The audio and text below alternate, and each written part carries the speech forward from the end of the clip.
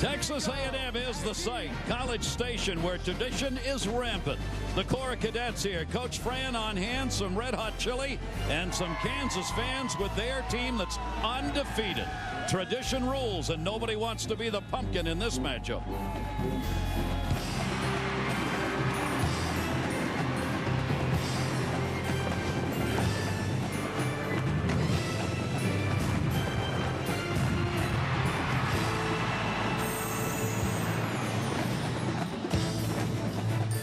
We welcome you as ESPN2's College Football Prime Time is presented by GoDaddy.com. There'll be some 83,000 expected here for a very important game in the Big 12 for both of these teams. Kansas ranked number 9 in the BCS poll. But in the Big 12 right now, take a look. For Texas A&M in the Southern Division, Oklahoma State and A&M 3-1 tied for first. Let's flip to the North. The importance of this game becomes even more apparent. Kansas, one of the surprise teams in college football, 3-0, and right now they are number 1. Both of these teams vying to make it to the Big 12 playoff.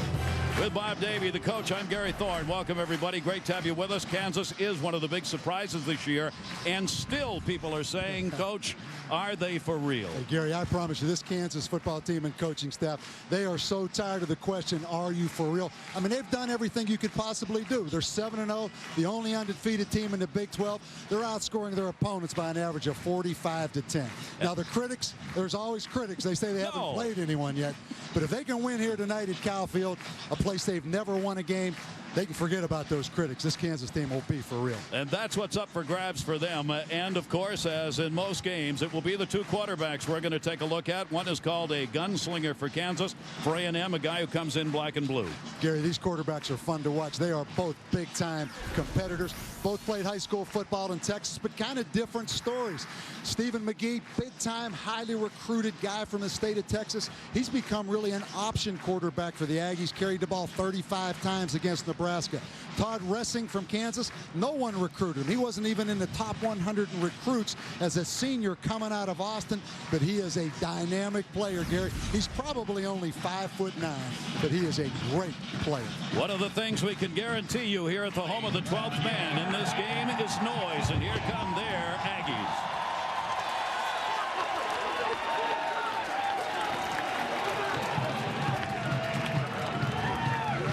Stacey Does joining us downstairs. Stacey, how about that black and blue quarterback?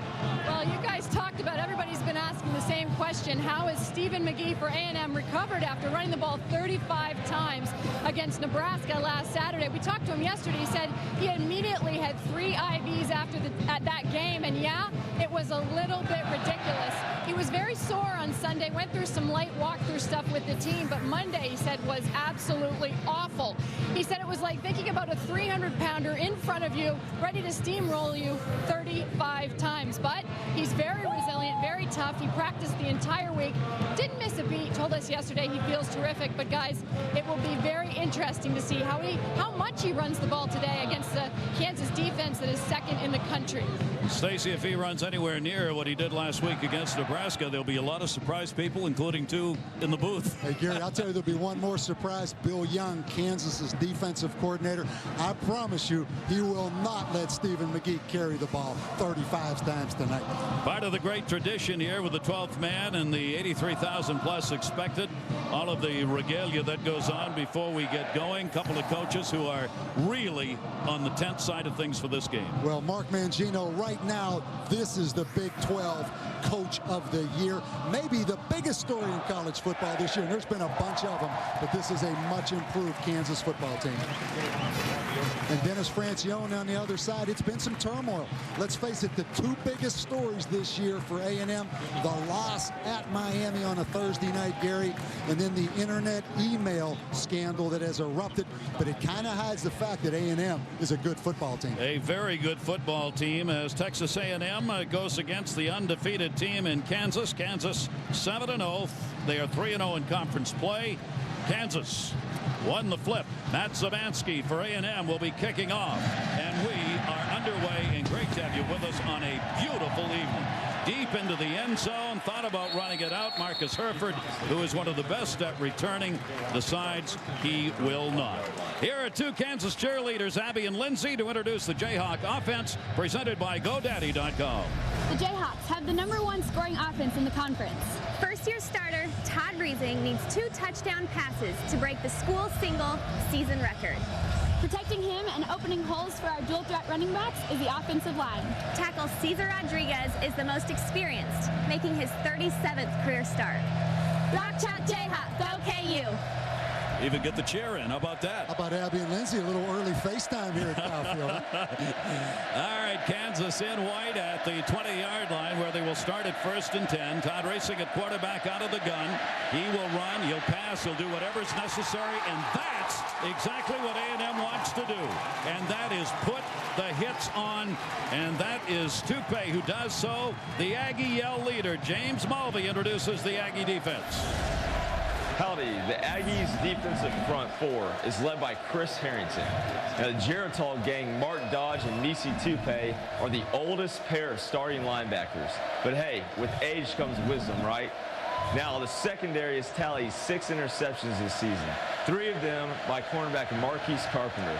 And don't forget about the world-renowned 12th man. We'll be yelling all game, we never leave early. Gig 'em.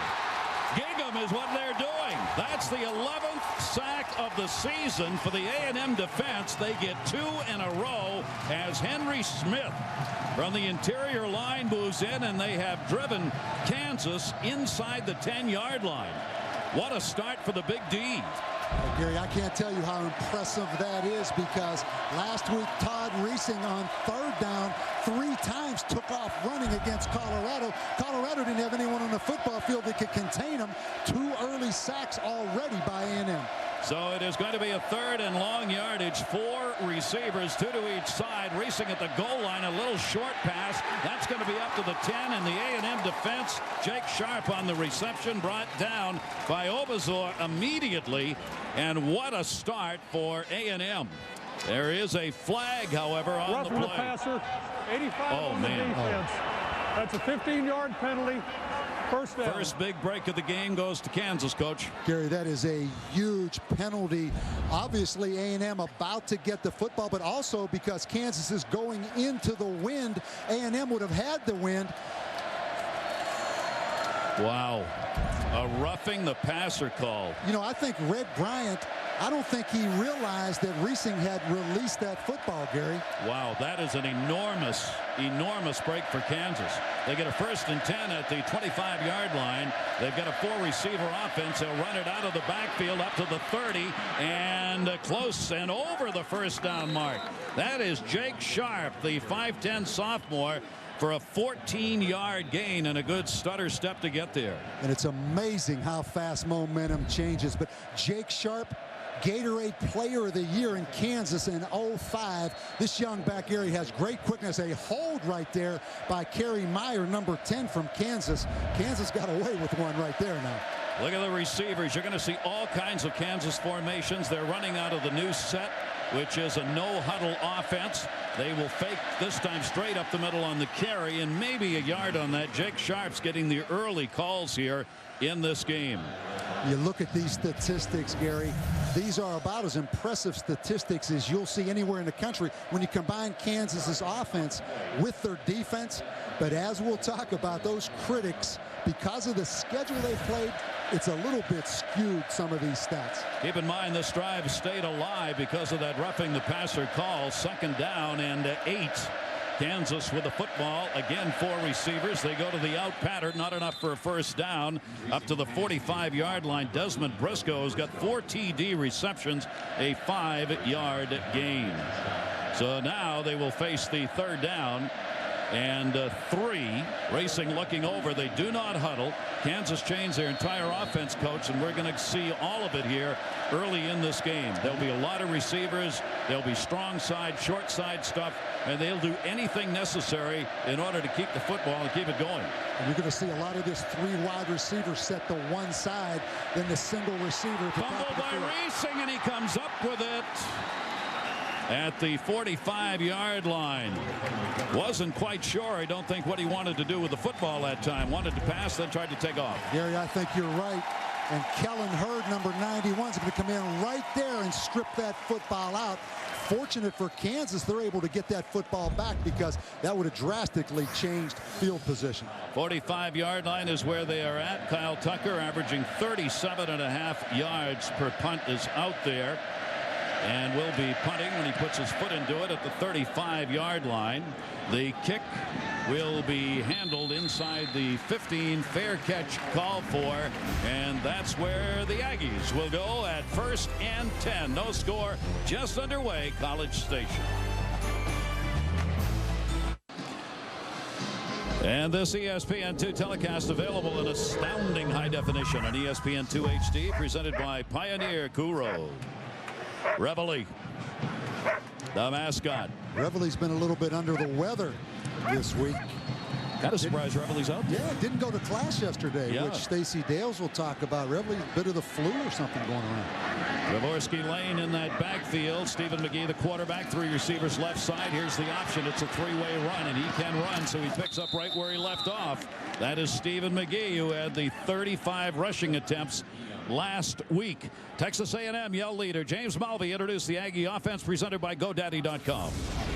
Howdy, Ags. Stephen McGee and the J-Train are the heart of the Aggie option offense. However, keep your eye on number 13, Martellus Bennett. He's a pure tight end who can block as well as catch.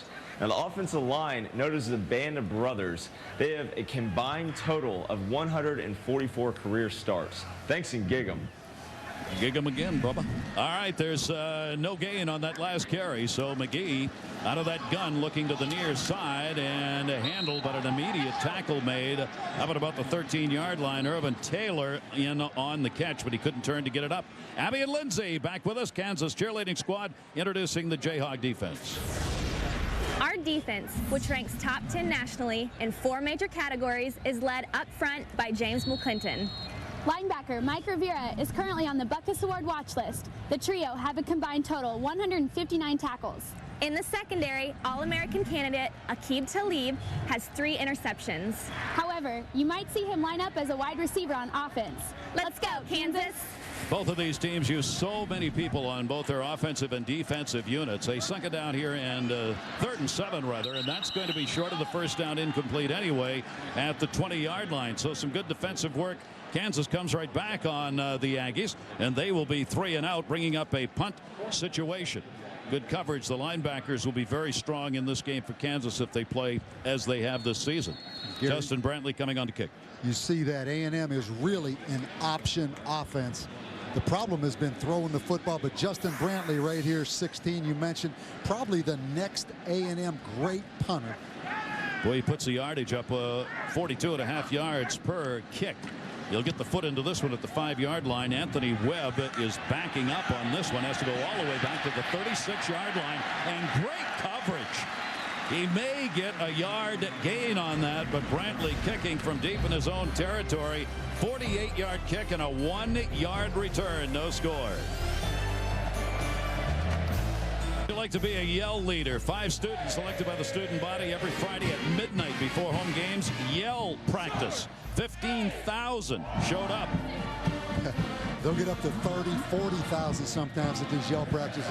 There's some schools around the country who'd like to have 30 or 40,000 average home attendance, and they do it at Friday night at midnight. That's amazing, and what a great time they had again last night. Brandon McAnderson in the backfield. He's the lone setback, 2 receivers each way. They're going to go straight ahead over the 40 and up to about the 43-yard line on the carry by Brandon McAnderson. I think it's early in the game, Gary, but A&M's defense so far accomplishing their goal of keeping Todd Reesing in the pocket. I mean, he averages about 30 yards a game rushing. Most of them come on called passes when he's scrambled. So A&M's defense keeping him in the box. That's what they told us yesterday, Coach. Keep him in the box and stay in front of him. Don't go around him. Don't get behind him, because if you do, he can run. That's going to be completed midfield and into A&M territory at the 45-yard line. Derek Fine comes away with the catch. Let's go to Stan Verrett, Sports Center in-game update. All right, Gary, it's a Taco Bell studio update. Takes us to South Florida at Connecticut. Matt Grothe, 3rd and goal, trying to make something happen. Sacked. Remember, he was sacked 7 times in the game against Rutgers. So now it's 4th and goal. And Grothe's pass incomplete. Connecticut with his first win ever over a ranked team. They take it by 7 at home. Another amazing weekend here. We'll update you on it all. This is the first down. It'll be carried for maybe a 3-yard gain. Reesing on the carry himself. Red Bryant moved in and put the hit on. You'll hear Bryant's name a lot if he's as active as he has been all season. Part of a very strong front line for the Aggies. You mentioned what a crazy year in college football. Amazing. Unbelievable. I mean, you look at the BCS top 10, and how about Boston College the other night? Thursday night going down and beating the Hokies, number 2 in the BCS. Amazing. Racing the sophomore with a 2nd down and 7. 2nd and 7 into Aggie territory. First time. Blitz is on. They caught the right call. Right where the blitzer came from. 30 and down to the 20-yard line. You talk about a perfect play call with the blitz coming from the right side. A 22-yard gain. Brandon McAnderson as our Keith Brown on the hit. And you mentioned it, Alton Dixon. If we let that roll, you're going to see Alton Dixon, number 9, the strong safety, Gary, run right by the ball carrier. Then a missed tackle, a little bit of a hold right there on Mark Dodge, the linebacker. But good call on the draw play right there. Perfect timing for that call. Now they've got 3 receivers set to the right side. 4 receiver offense. They run it straight ahead, maybe to the 15 or 16-yard line. Brandon McAnderson, who averages 72 yards a game, number 35. He is Mr. Inside on this team. You saw Jake Sharp earlier, Mr. Outside. There are the numbers, averaging 6.4. He got 5 on that carry. And Gary, a very balanced offense. I mean, Kansas comes in, they average 276 throwing and 213 rushing, number 3 in the country in scoring offense at 45 yards a game. And you mentioned the no huddle. It's all no huddle done at the line of scrimmage. And that one will be carried off the right side. Little veer movement. And again, McAnderson on the carry. Lucas Patterson, who came in at defensive tackle, big 6'5", 299-pounder, made the hit. One thing you're going to see, we talked about that balance right there. Mark Mangino covering up his mouth. Doesn't want us to read, exactly. I guess. That one again is going to be carried straight into the middle of that line by McAnderson. That's 5 carries now for McAnderson, and he is up to about 38 yards so far. So he's the workhorse inside, and it's going to bring up a first down situation. Again, no huddle. They get the signals from the sideline. Todd Reesing, their sophomore quarterback, who is from Texas, that he is playing on the other side. McAnderson, lone setback. 2 receivers now to the right side. Fake to him. Reesing going to carry. Gets hit, and down he goes at the 10-yard line. Reesing got caught that time by Michael Bennett, a big play defender. Great quickness by Michael Bennett. And you're going to notice a couple things tonight, Gary. First, that is Martellus Bennett, the tight end's brother, and a lot of guys with double numbers. Michael Bennett wears the same number as Javorsky Lane, the fullback. So a lot of duplicates. Announcers love that, don't they? Make you earn the money. Oh, absolutely. All right, that's going to bring up the 2nd down. 9th play of this series coming up here under that shotgun. Reesing looking at the end zone over the middle, then deflected away. Great defensive play at the end. It looked like Derek Fine was going to be open. He was momentarily. And a dive in order to knock that football away. Good play. Yeah, Gary, Jordan Pugh, who was a corner, they moved him to safety. He drove on the football. The ball really could have been intercepted right there. Now it gets a little exciting, intense early on. Kansas has had the good drive. They're still down there at that 10-yard line with a 3rd down and goal. 3 receivers again to the right side. 4 receiver formation, looking to the weak side corner. Nobody there. Todd Reesing trying to run, looks over the middle. It is incomplete. Good coverage again as Marquise Carpenter came running across on Derek Fine and helped to knock it away. So they'll have a 4th down and goal from the 10, and it'll be field goal time. You know, Gary, again, a great job of the A&M defense, though, of keeping Todd Reesing contained and not allowing him out of the box to scramble. Scott Webb will come on to do the kicking. 11 out of 12. 48 is his long. This will be a 27-yard attempt. The kick is partially deflected into the end zone. So the great drive by Kansas goes for naught. The Aggies defense celebrates as Webb is now 11 for 13 as that one is knocked down in the line. So despite a real good drive, they get nothing. Well, the second block field goal on the year, it looked like Henry Smith right up the middle right there. Maybe Chris Harrington, 92.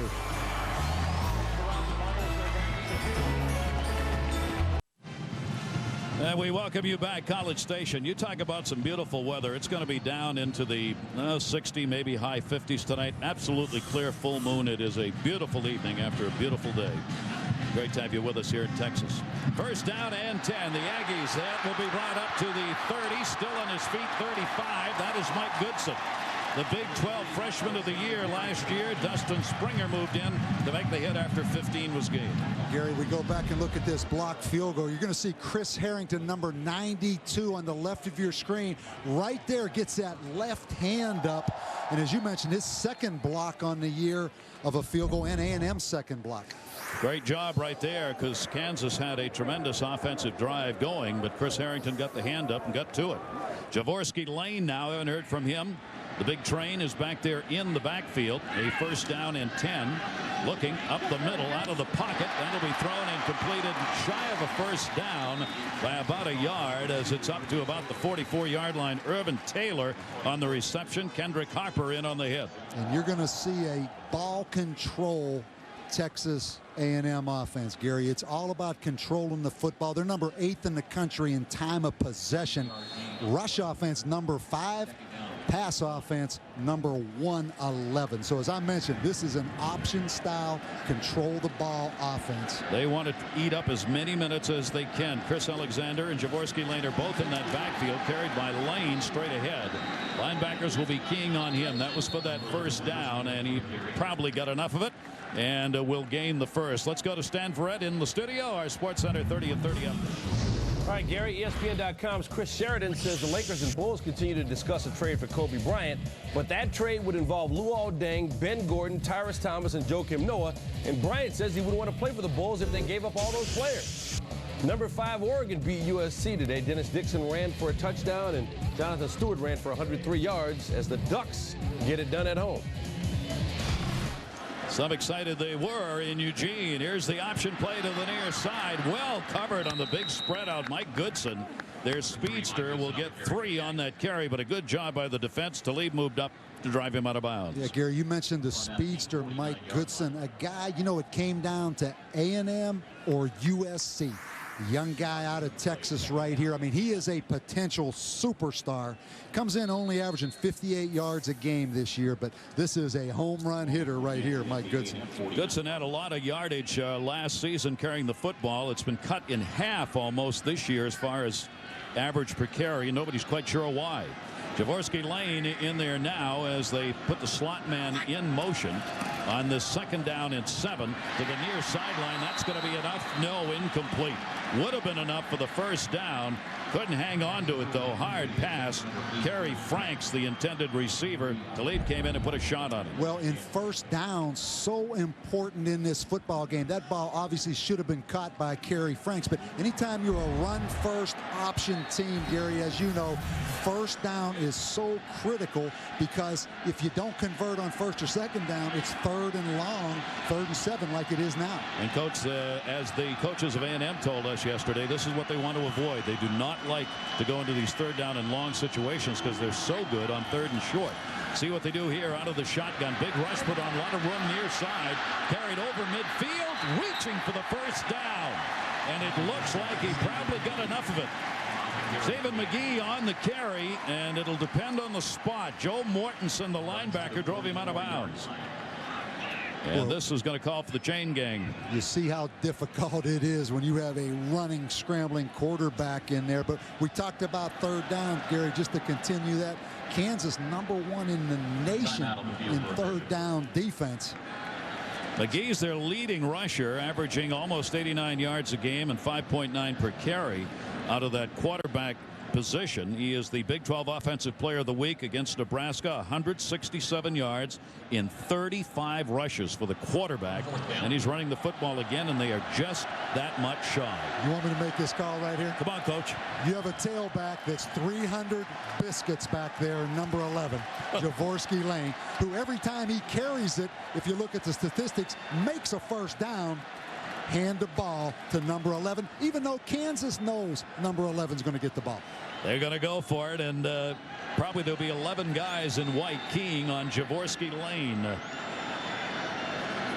It is the chain gang getting back. Lane's the man to keep an eye on. You want to take a chance here, and with everybody looking at Lane and do something else, or you play it safe? Don't outthink yourself. Okay. Right? No, I'm not. I'm asking you now.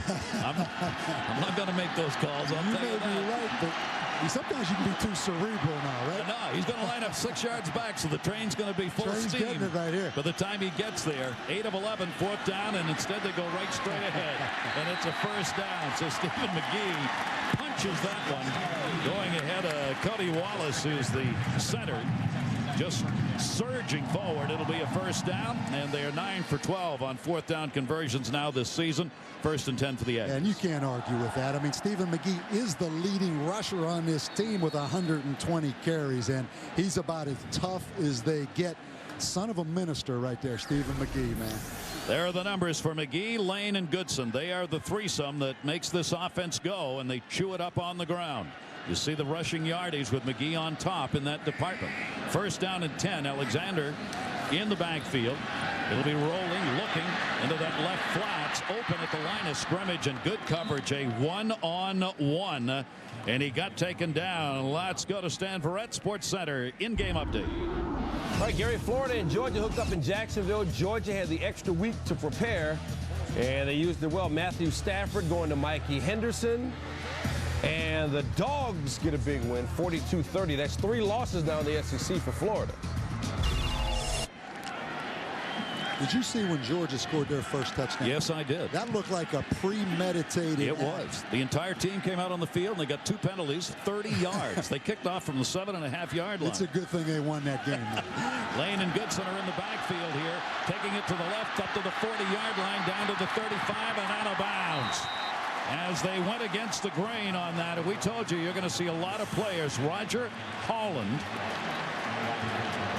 Flag is down on the play. Holding, 71 on the offense. 10-yard penalty, 2nd down. Babalola gets called on the holding, and the penalties so far in this game, 2 big ones have gone in favor of Kansas. You're going to see the hold right there, I guess. Gary, what'd you think? I mean, that was very close. Here's another angle. Yeah, he has the left hand grabbed up underneath the armpit. Didn't need to do it. I mean, it gained an additional 1 yard for Roger Holland. That is another costly penalty. The first one came when they were on defense. This one comes when they are on offense. And it'll bring up a 2nd down now and 14. Alexander and Lane in the backfield. Stephen McGee comes up under center here. Long yardage. They send the linebackers on the rush. Steps into that pocket again. He's going to carry. Will gain some maybe to the 40-yard line. Or the 41. Depends on the spot. Mike Rivera moved in and put the hit on. A 7-yard gain for McGee. And it'll bring up a 3rd down and long. You know, Gary, you talk about those 35 carries last week against Nebraska. Here's Stephen McGee. He's going to take a shot right there by number 40, Mike Rivera. He takes a lot of shots. Reminds me of a former quarterback you maybe remember, Bucky Richardson, who played here at A&M. Yeah. Same number, same style of player. Rivera had a bad game last year in this same matchup. He's looking for a little revenge here in this one. Looking on the long yardage situation from midfield, goes into the flats area, and that one he had nobody open. It is incomplete.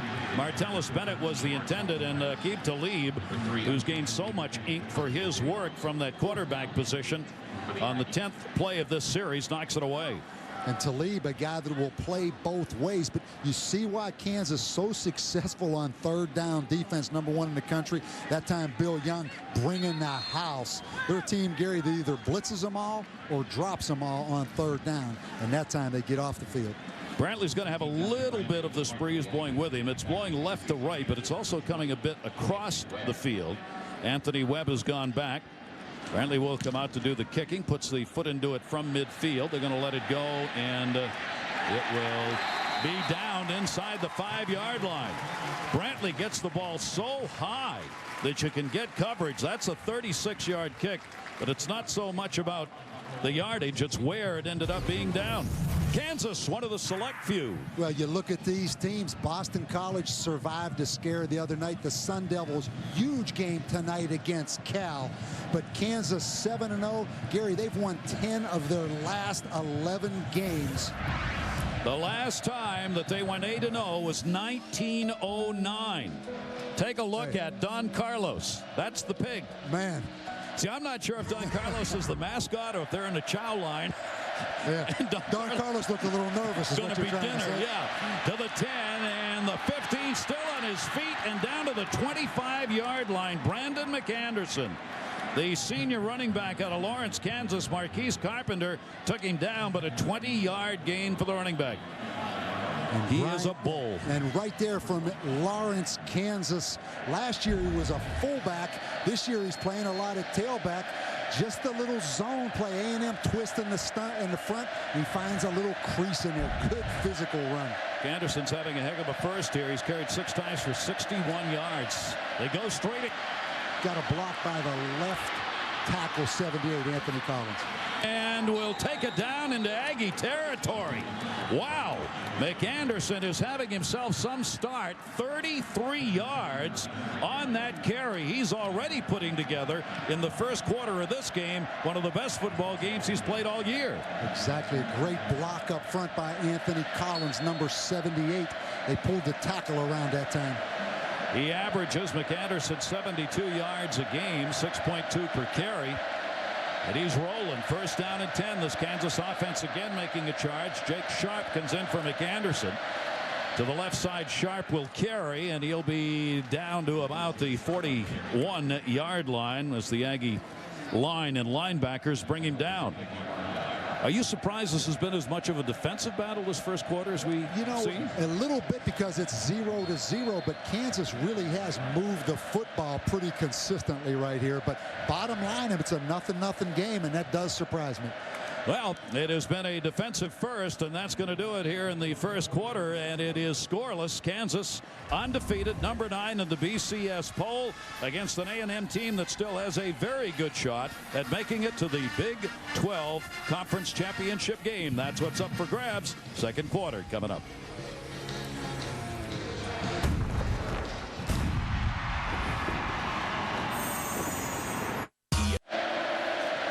Sun setting, and is it beautiful here at College Station. But this game's not setting. Second quarter underway here. This one will be taken left side, 30. That's going to be enough for the first down. Aqib Talib, the defender who you saw, a two-way player for Kansas, comes on and carries the football. Gary, you're right. He plays both ways. And anytime you throw those wide receiver screens, you need a wide receiver to block. This guy's a tight end, Derek Fine, but they line him flexed out a lot as a receiver. Had an excellent block on that play. 8-yard gain as they are moving the football. You see they've got the two receivers left side out of that shotgun. In a hurry, everything a check play, back of the 40, a lot of time. Over the middle, receiver came back incomplete at the 25-yard line. Talib again, that time as a receiver, had it in the hands, couldn't hold on. And you see how Todd Reesing keeps those plays alive. But Gary, this is a tough place to play. But an advantage Kansas has, everything's no huddle with the line of scrimmage. A lot of hand signals, not a lot of verbal contact between them. And A&M is not a blitzing defense, so you don't have to check plays much at the line of scrimmage. So it's pretty easy for Kansas, even though it's a great crowd. This is going to bring up the second down and 10. Kansas again in A&M territory. Dropped over the middle on a comeback and right at the line of scrimmage. No gain on that one. That is Briscoe on the reception. Let's go to Stan Verrett, SportsCenter in-game update. All right, Gary, Nebraska and Texas. What a game for the Longhorns' Jamal Charles. In the fourth quarter, he had touchdown runs of 25, 86, and 40. 290 yards on the ground for him and 3 touchdowns. And Texas beats the Huskers. They're wiping their brow on that one, I'll tell you. And there's some disappointed Aggie fans as well, because when Texas wins, nobody likes it. 3rd down and 10. They're playing a pass defense all kinds of time. The throw down to the 10, deflected. It'll be incomplete. In fact, there was double coverage down there on Derek Fine, who was the tight end who also can go wide. Mark Dodge in there on the coverage. And I'll tell you, Gary, we are so far away up here in this press box. I thought that football was catchable to Derek Fine. Let's take a look at it. Yeah, I mean, that ball just went right through his hands. And Derek Fine, a great tight end, 27 catches for 252 yards, like a wide receiver. This is going to be a field goal try. Scott Webb, and a 49-yarder squibbed, and it will roll into the end zone. So again, it's the defense that rises to the occasion. And again, we leave you here with a scoreless game. Traditions at Kyle Field, the war hymn. That is a great scene, isn't it? And keep in mind, Kansas, Gary, with 26 players from the state of Texas, 9 starters from the state of Texas, and their best players, Todd Reesing, Aqib Talib, James McClintock. Don't underestimate the motivation Kansas has in this football game with 26 guys from Texas here. A&M takes it over at their own 20-yard line. 1st and 10. Pitch it against the drift near side, and making the turn upfield for maybe a 3-yard gain is Mike Goodson. You know, you hear so much about recruiting rankings and all those kind of things. I mean, KU, the highest class they've ever had, is 38th in the country, but look at all the Texas players, 27. And I'll bet you not one of those players was offered by Texas or Texas A&M, including this quarterback here, Reesing from Austin, that didn't get a sniff. Everybody just passed him by because he's 5'10". Wasn't big enough, said everybody. Well, he has proven otherwise. Jaworski Lane is in there. Lane has had only 1 carry for 2 yards. That's unbelievable. He's going to add a little bit here as he will bring that ball up to about the 28-yard line. Stacey Dale's on the field level. Stacey? Yeah, Gary, just to give you guys some insight to this Texas A&M sideline, this defense is very pleased. Defensive coordinator Gary Darnell just approached his men and said, great job, men. We're keeping him in the box. The player they're keeping in the box, of course, is Todd Reesing that we just saw. He reiterated it 4 times, guys. Keep him in the box. Interesting. They're trying to do the same thing with Stephen McGee. Kansas is, guys. Both of these quarterbacks you don't want moving around. Cody Wallace there, all Big 12 centers on the sideline. You can't see him. He is down and hurt. And there he is right there. Cody Wallace, a senior and a tremendous all 12 Big 12 player, rather, and he's being attended to on the sideline. And Gary, that's huge because, as you know, A&M, everything's out of the shotgun.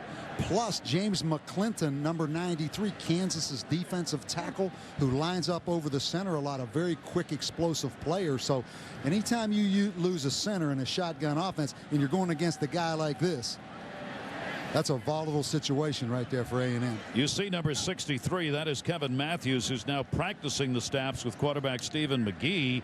Matthews, who is a sophomore out of Sugar Land, Texas, may have to come in here and do the work at center. And you're absolutely right, Coach. Obviously, that's when you're taking those long snaps out of that shotgun, fumble territory if you have somebody who's not used to doing it. You know, Gary, I talked about those recruiting rankings, which, you know what, I don't put a whole lot of stock into that. But you look at this BCS top 10, you have to say 7 of these teams, Boston College, Arizona State, Oregon, West Virginia, Virginia Tech, Kansas, South Florida, they're very seldom, if ever, at the top of those recruiting rankings. So 7 of the 10 schools in the top 10, they don't get the blue chippers every year. Parity has taken over college football. No question. No question. Because of the scholarships, maybe, and the cut that back on them, where players now are being moved around. I think so. And the style of offenses. I mean, these spread offenses, if you find the right quarterback, you can be a pretty dynamic offense without 10 other dynamic guys around him. Stephen McGee trying to run that one is going to be tackled for a loss. So McGee finding no running room. He had 4 carries for 14 yards prior to that one. He gets nothing on that carry. And boy, these defenses on both sides are really rising to the occasion. And I think it's what the coach is talking about when you keep these 2 quarterbacks confined to the middle in the box. I think that's exactly right. And a good job of Kansas of really studying that Nebraska tape last week where A&M carved Nebraska in the option. Not going to be able to do that 2 weeks in a row against a well-coached defense like Kansas. Justin Brantley's going to have his 3rd punt. Back is Anthony Webb. Webb immediately tackled. I mean, even the special teams are joining in on the defensive kind of it. A 39-yard punt. There will be no gain. Right now, a defensive battle at College Station. This game, as he often does here at A&M. You know, I coached here 9 years. That used to be a pig farm out there. Yep. I jog around that pig farm all the time. I jogged out there today. That George Bush Library looks a lot better than that pig farm used to look like. Kansas on the attack up to the 40-yard line. That is Jake Sharp again on the carry and a good gain. Talking to the president before the game, our own Stacey Dale. Stacey. Well, Gary, I'm not trying to brag, but I did meet number 41, the president, before the game. How exciting it was for me. And I actually asked him, why did you plant your library here in College Station? And he said to me, it's just the spirit of these people, guys. You can feel the spirit, the energy here in the stadium. He said even when you walk through campus, everybody is nice. What an honor it was for me, guys. Good for you. And Bob Gates was there as well. The Secretary of Defense is on hand for this game. A 1st down and 10. Kansas last 2 drives, a blocked field goal, and they pooch punt on the last 4th down. That one's going to be carried for maybe a yard. Michael Bennett on the tackle on Jake Sharp. I was surprised the last time around when Scott Webb, their field goal kicker, came out, and instead of trying for the field goal, which would have been a long one, he pooch punted it, though he had the wind at his back. I think so, Gary. I agree. A pretty stiff breeze out of the north, which helps Kansas. But keep in mind also, Kansas had that first field goal blocked. So Mangino probably a little gun shy trying that long one now. Todd Reesing at quarterback, 5 for 9, 26 yards in the air so far. He's still got it, looking downfield over the middle, open into Aggie territory again. That'll be at the 46-yard line on the carry. And let's go to Stan Verrett, Sports Center in-game update. All right, Gary, NC State and Virginia over on ESPNU. UVA has won 7 in a row since that season-opening loss to Wyoming. But this is NC State. Daniel Evans to Donald Bowens. The Wolfpack up 5, so the win streak in jeopardy. But the Cavaliers have made a habit of winning late. Been a lot of that going on around college football of late. An 11-yard gain on that last one. Another 1st down and 10. You saw the big differential offensively in favor of Kansas. They just haven't been able to convert on it. Racing's going to carry this one and will take it down to the 41-yard line. Racing will get a 5-yard gain on that one. And Racing's doing the rushing, if you will, besides McAnderson, who's got 7 carries for 94 yards. Yeah, and Racing last week went 53 yards against Colorado, 17 yards and 7 yards on 3 different big 3rd down conversions. I tell you, he is a tough little guy, and he is no bigger than 5'9". That tailback's not a whole lot bigger. Jake Sharp standing next to him there. They look over to the sideline where they get the signs running this kind of hurry-up offense. They want to keep the football, too, so they're slowing it down a little. That one on the sideline for a 1st down if it's caught, but it was not. That one had to be scooped up off the ground. Good attempt right there by Marcus Herford, their wide receiver, but he couldn't get it. And, Gary, you bring up an excellent point. You know, Kansas has the ability to get up there and snap it quick in this no-huddle, but they want to slow the tempo down a little bit because A&M normally keeps the ball away, but Kansas kind of beating A&M at their own game. I mean, they've dominated total yardage and time of possession in number of plays in this game. So we're going to go to the 3rd down and 4 situation. 3rd down conversions, 43 out of 101 coming into this game. Sharp is in the backfield. Kansas with a football in white against the Aggies here. Out of the shotgun, 5 receivers out there looking downfield. Can't find anybody and is going to be thrown for a loss, but a face mask. The flags go down. Somebody reaching in, I think, got a face mask. And if it is, it'll be the 3rd time that that A&M has had a big penalty go against them. Personal foul, face mask, number 4 on the defense. 15-yard penalty, first down. That's the freshman Von Miller, number 40, a young guy from DeSoto, Texas. Yeah, obvious a personal foul, 15-yard penalty. Von Miller's a guy that's going to be a talented player, but A&M with 3 major penalties so far in this football game. That has really hurt them. One couple on defense and one on the offense. They had the roughing the passer, they had the holding on the big reverse, and now this one, and 2 of them on big third down defensive plays. Kansas playing a very tough football game. Kansas has not had a penalty yet in this football game, so they have not hurt themselves. They get the first down and 10. First and 10, Kansas. Sharp in the backfield. 3 receivers to that wide side of the field. They bring the cornerbacks up on the D, and a perfect defensive call. It'll be thrown for a loss of probably a couple of yards. They brought the cornerbacks up, and it was Henry Smith who helped lead the charge. Great to have you with us in the BCS rankings. Kansas is number 9. They are undefeated.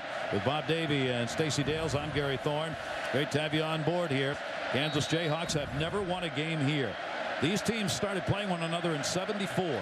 Kansas won the first game. They haven't won one since. So the streak right now in A&M's favor. Kansas in this ball game, though, holding tough. That'll be taken at the 30, down to the 20, and out of bounds shy of the first down. That is Kerry Meyer, the backup quarterback, who of late has become a receiver for Kansas. And they will spot it shy of the first down. A 9-yard gain. So Meyer, you talk about how many players. Here's your backup quarterback who suddenly becomes the big receiver for you over the last couple of weeks. It'll be a third down and short yardage. Third down and 2. 3 receivers come to the near side this time. Reesing looking to the sideline out of that shotgun again. Has got a first down to the 10-yard line. Reesing is on the money on the passes. An 8-yard gain to Marcus Henry, their big play wide receiver. And something you're going to see all night long. Kansas puts 3 wide receivers, Gary, to the field, and they have the big, tall, talented wide receiver, Marcus Henry, as the lone receiver on the weak side. So it's pretty simple. If A&M kicks their coverage over to the 3 receivers, they're going to go back to Marcus Henry.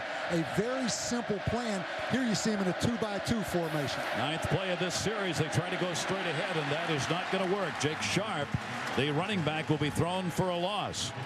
Kansas has been down here before where they have had a first and goal. Mark Dodge moved in to make the hit coming out of that linebacker position. Jake Sharp will head out, and Brandon McAnderson will come in. McAnderson started this game with the big carries in the first quarter. 7 carries, 94 yards. He has not touched the football yet here in the second quarter. A second down to goal. Kerry Meyer, the 4th wide receiver, number 10. He is the backup quarterback, also the 4th wide receiver. Looking to the sideline. That will be caught and out of bounds at about the 5-yard line. Desmond Briscoe, who, as we said, is their leader in touchdown receptions with 4, hauls that one in. We talked about Kerry Meyer, number 10. He's going to go right up the seam right here. He is wide open on the corner route. But Reesing goes underneath, takes the sure thing. A 6-yard gain. Briscoe leads this team with the 4 touchdown receptions. Marcus Henry, Derek Fine, Dexton Fields all have 3. Big play. Brandon McAnderson in the backfield. It is a 3rd down and goal. Out of that shotgun, looking straight over the middle. Trips and is down. Somebody got in and caught the shoestrings, or he ran into his own blockers, I think, and could not back up. And again, Kansas gets to the 10, first and goal. Can't get a TD. Yeah, I think big 78 Anthony Collins is going to get knocked back into the quarterback right there, that left foot. But again, a great job by A&M, Gary, of just keeping that quarterback in the box. Scott Webb will try for the field goal. This will be a 31-yarder. Wind at his back. The kick is up, and it is no good.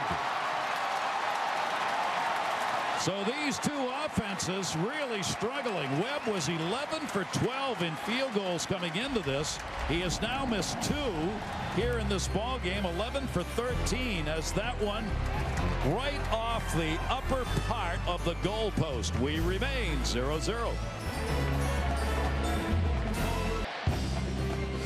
Welcome you back. The home of the 12th man in college football. It goes back to 1922. The Aggies were taking on a top-ranked Center College team. Their coach for the Aggies, DX Bible, called on a student, E. King Gill, to come out of the stand, suit up as a 12th man. He remained standing for the entire game. That is the tradition. They remain standing for the entire game, 12th man student body. A lot of traditions here. Lane and Alexander in the backfield. A&M with the football. He got hit as he threw that one deep downfield. Just out of reach. All the way down to the 35. Kerry Franks was on the fly. And down went McGee as he left that football in the air. He felt that one, Coach. Well, John Larson, excellent pressure, beat Corey Clark, the right tackle. But you can see why Kerry Franks is the fastest A&M wide receiver. And what a beautiful, beautiful setting that is right there. We've seen 2 missed field goals by Scott Webb here tonight for Kansas. Going back to last year, he was 16 out of 17. 0 for 2 tonight. Boy, it has been tough trying to get this football into anything that looks like a point. That'll bring up the 2nd down and 10. McGee 3 for 7, only 12 yards throwing the football so far. McGee will flare this one out to the near side. Great coverage, Kansas. Better run up to the 25-yard line. Mike Goodson, their speedster, brought down by Haselhorst, Todd Haselhorst, after a 6-yard gain. You talk about the biggest improvement of this Kansas team. You know, 6-6 last year, but the biggest improvement on defense, Gary. I mean, they were 94th total defense in the country last year, Kansas. A huge improvement. They're a lot healthier this year, and they're experienced. Amazing improvement, actually, when we talk about the difference from last year when they were dead last in that department. Goodson and Jaworski Lane in the backfield. When are we going to hear from Jaworski Lane? He's blocking here. They're looking over the middle, trying to find some room. That'll be completed. First down and up over the 40 to the 43. Michael Corey, a senior from Utah, wide receiver, gets 16. I tell you, A&M coming up with a couple guys in Roger Holland on the reverse, and now Michael Corey, number 20, on the little crossing route right there. They were expecting man-to-man coverage. I think they got zoned, but some guys you don't hear much about, Gary, making some plays. That's only his 3rd reception, Coach. There you go. That's why we didn't hear much about him, yeah. Right? 3rd reception. They're sneaking guys in. I was hoping you were going to bail me out with a little inside information on Michael. Check that number in a hurry. Here goes the J train. Hearing from him now as he pulls ahead. Look at him carry 3 Kansas defenders. A flag is down. He takes it down to the 39-yard line, an 18-yard gain if it stands. As Jaworski Lane. Defense, number 93. Penalty is declined. First down. That penalty goes in A&M's favor. Well, let's take a look at the big J train right here. Again, there's the offsides. Good job on the cadence. Tell you, great job by the offensive line. One thing you don't want to do is give 300 pounds about a 15-yard head start. Averages downhill at you. Yeah, 72 yards per game. He's got 15 rushing touchdowns, 2nd best in the nation. On the flats, what a shot! It's a reception, and that's it. Oh, mercy. Big time hit put on right there by Kendrick Harper. Harper put it on, and that was felt. I tell you, that is a great block out there. Excuse me, that is a terrible block out there by A&M as they turn the corner. Kendrick Harper loose.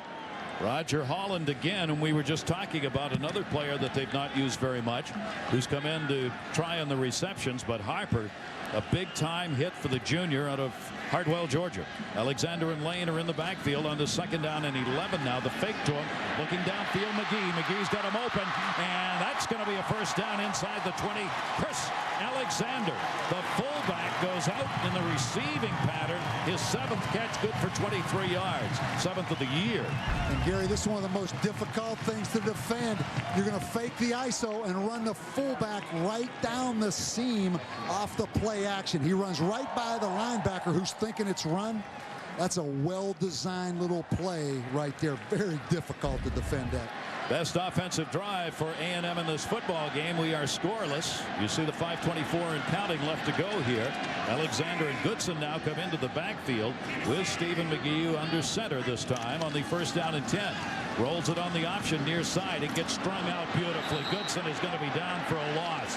Kendrick Harper, the cornerback, came up. Kansas has done a real good job stringing out these options. Gary, you are exactly right. I mean, a disciplined defense. They slow play the quarterback a little bit right there, make him run clear to the sideline, and an unblocked Kendrick Harper comes up and makes the hit. Loss of 4 on that one out of Hartwell, Georgia. The 5'9" speedster out of that cornerback position. That'll bring up a 2nd down now and 14. And back Stephen McGee goes into the shotgun. Javorsky Lane and Mike Goodson will be in the 2-set backfield with him. They split nobody wide. Looking for the big man. That is Lane, and he's not going to get very far. Maybe a yard on that, and that's about it. Not a lot of running room for either of these teams when they go between the tackles. Exactly. And again, Gary, the point of how critical making yardage on 1st down. A&M has a goal, make 4 yards on 1st down, because if they don't, like they were stopped on 1st down, it sets up 2nd and 3rd long situations. Well, another key injury here potentially. That is Kirk Elder, another all Big 12 player from last year and a mainstay in the guard position. Cody Wallace, who went down earlier, is back in the center position, and now Elder's down. There is Cody Wallace.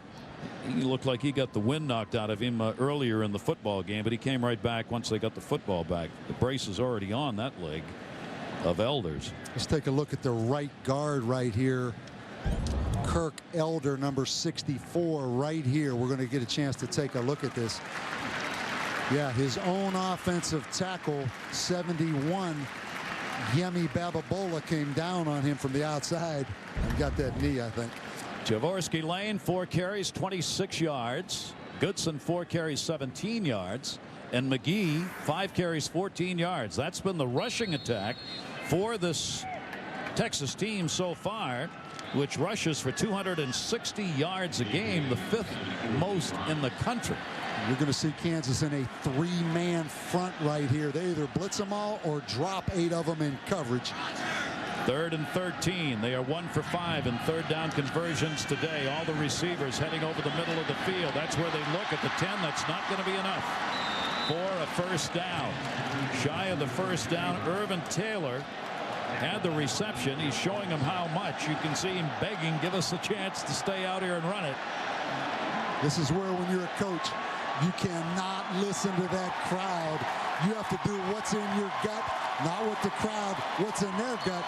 But I guess when you have a 300-pound tailback and a quarterback that's a tough guy, you go for it right here. Javorsky Lane will stay in there. They are going to go for it. They've got a 4th down and 1. Chris Alexander will be in the backfield as well. 3rd down conversions, 49% coming into this game. They are 1 for 1 today. Go to the big guy, J-Train, real close. I don't think he made it. What a job done by this Kansas defense. That is Mike Rivera, who led the charge on the play, helped by James Holt. And they have stopped not only A&M, they have stopped Javorsky Lane. Let's take a look. Excellent penetration by Kansas right here. You see him in the backfield. McClinton, 93 from the backside, and Holt gets the stop. But excellent penetration. Also, Mike Rivera in on that stop as well. When you have Javorsky Lane and you got short yardage, what do? You go for it. Here's why. That's pretty impressive right there. Only the 2nd time stopped. When it's been 3 and under. Amazing. It's McAnderson in the backfield. Kansas has the football again. McAnderson bowls his way up for a gain of 4. And we're going to check in with Stan Verrett. Stan. All right, Gary, a couple of other games on the ESPN family of networks tonight. Tennessee leading South Carolina 6-0 right now as the first quarter winds down in Knoxville. And over on ABC, it's Ohio State, the #1 team in the country, with the early lead on Penn State. Lots of folks picking the Nittany Lions to pull the upset, but Ohio State up right now. And we are scoreless here at College Station. Kansas with the football. Both teams have moved it fairly well, but nobody's been able to convert. That one's going to get blocked, and it'll be incomplete. Lineman getting into that backfield again as Kellen Hurd at 6'6" used all of that height to knock it away. And Gary, this has been an impressive performance by the A&M defense. You know, they come in 73rd in the country. We look at Gary Darnell right there, the defensive coordinator. Keep in mind, though, only 9 sacks on the season. Third down defense, A&M 107th out of 119 teams. So they've struggled on third downs prior to tonight. They've got a big third down here. That'll be carried by the quarterback on the fake and not going to go anywhere. Todd Reesing trying to run that football, and he just ran it along the line of scrimmage. Maybe got a yard out of it as Jordan Pugh came on and put the hit on. There's the sophomore out of Plano, Texas. These defenses are playing a tremendous football game tonight, and you keep seeing Darnell, Gary Darnell, the defensive coordinator right there, cheering. He's had a lot to cheer about. Well, you're not going to run that little quarterback the side zone against A&M because A&M runs it so well. They see Stephen McGee run that every day in practice, and they saw him run it 35 times against Nebraska. So tough to run that play against the Aggies. They're pretty familiar with that one you just saw. A&M's going to take a timeout here with 2:37 left to go. The NASCAR Nextel Cup Series in Atlanta will be on ABC Sunday with 4 races to go. The chase standings up for grabs. Teammates Jimmy Johnson and Jeff Gordon right now are battling going down to the wire with that one. Our coverage will begin at 1 Eastern with NASCAR Countdown. Take a look at the leaderboard right now with Jeff Gordon on top. Jimmy Johnson not far behind. You'll see it from Atlanta Sunday 1 o'clock on ABC. Great football game here as the defensive units have really gotten it done. It'll be a 4th down and 7. Punt coming from about the 3-yard line when he got his foot into it. Kyle Tucker and a great kick. It'll be handled and the tackle made immediately. Wow, Roger Holland came out. A 49-yard kick. Brown moved in and put the hit on. Great coverage by Brown for Kansas. My broadcast partner right here, Bob Davie, our hidden video. We wanted to get a look at some really good legs. Coached here, A&M defensive coordinator, 89 through 93. And I must say, the shorts were impressive. Hey, I promise you, they were 100% polyester shorts, too, back in those days. But, man, we had a great run here. There's no question about that. You were, I mean, those numbers, look at the NCAA rankings on these. That is an amazing run from 85 to 93 to be ranked that high. I'll tell you one thing, put those players' names up there, because one thing I found out going around the country doing this, it's about those players, and we had some great players. But how about tonight? Let's talk about these 2 defenses, Kansas and A&M. I mean, you're a pretty smart guy. You didn't see nothing coming late in the second quarter. I'm talking to you. Did you see nothing late in the second quarter? No way. And I never thought Jaworski Lane could be tackled. How about that? And they have. Kansas has tackled him. But, you know, both teams have moved the ball. Kansas squandering away a couple scoring opportunities on field goals. A&M being stopped on the 4th and 1. So it's nothing, but there's been some offense in this game. It is 2nd down and 11 here on that pitch. And again, driven out of bounds, maybe a couple of yards. Mike Goodson on the carry. Let's check in again with Stan. All right, Gary, coming up on the Yamaha halftime report, Robert Smith will join me. Ohio State, the upset target for Penn State tonight. We'll check in at Happy Valley. Plus, things not the same as they used to be in the Pac-10 as USC goes down again today. And Kobe Bryant could be on his way to Chicago. Details on a possible trade by the Lakers coming up on the Yamaha halftime report. I'm not sure he wants to play anywhere, to tell you the truth. I'll tell you what, I know he's talented, but that's tough coaching, isn't it? I mean, that's tough coaching when you got a guy like that. 3rd down and 8, and almost tripped up at the 35. That'll be carried shy of the 1st down, though. Mike Goodson. He made a great 2nd and 3rd effort. He'll get 5 yards on it, but these defenses, they are not buckling under, and Goodson will have to bring the offensive unit off again here, and it'll be a 4th down situation. I'll tell you one thing, and Dennis knows this, when you run the option and you run the football, they don't boo here at Kyle Field. I've never heard this crowd boo, but they're surly right now. They almost booed on that 2nd down option, and they wanted to boo a little bit on that 3rd down call. So if you're going to hang your hat on the option, you better be successful now. A&M's going to use another timeout here. Both of these teams have gotten into the red zone tonight Kansas coming into the game 31 out of 34 in the red zone, 0 for 2. Texas A&M 38 out of 42 in the red zone, 0 for 1. I mean, it's just been very tough for either of these teams to come up with the big play, and that's why it remains scoreless with 1:02 left to go here in the first half. You know, you look at Dennis Francione, Gary, and I think the perception around the country is probably not reality. I mean, most people around the country think it's in a little bit of disarray here at A&M because the big national stories this year has been A&M at Miami on Thursday night. Everybody watched that game. Miami whipped them pretty good. Then you have the email insider controversy that Fran got involved in that was a national story. So perception is it's in disarray, but in reality, they're in a two-way tie for first place in the South. They're a 6-2 football team. So it's a little unstable right now, but people on a national level probably think it's more unstable than it really is. It's a pretty good football team. NCAA is investigating that newsletter that he sent out and tried to and did charge for, which he is no longer doing. The college has shut that down. They too are deciding what to do. This is going to bring up the 4th down and 3. The punt almost blocked. Don't know how he got rid of that one, and it's a great kick. It'll bounce coming back towards the 20-yard line. So Jeff Brantley, again, an outstanding kicker.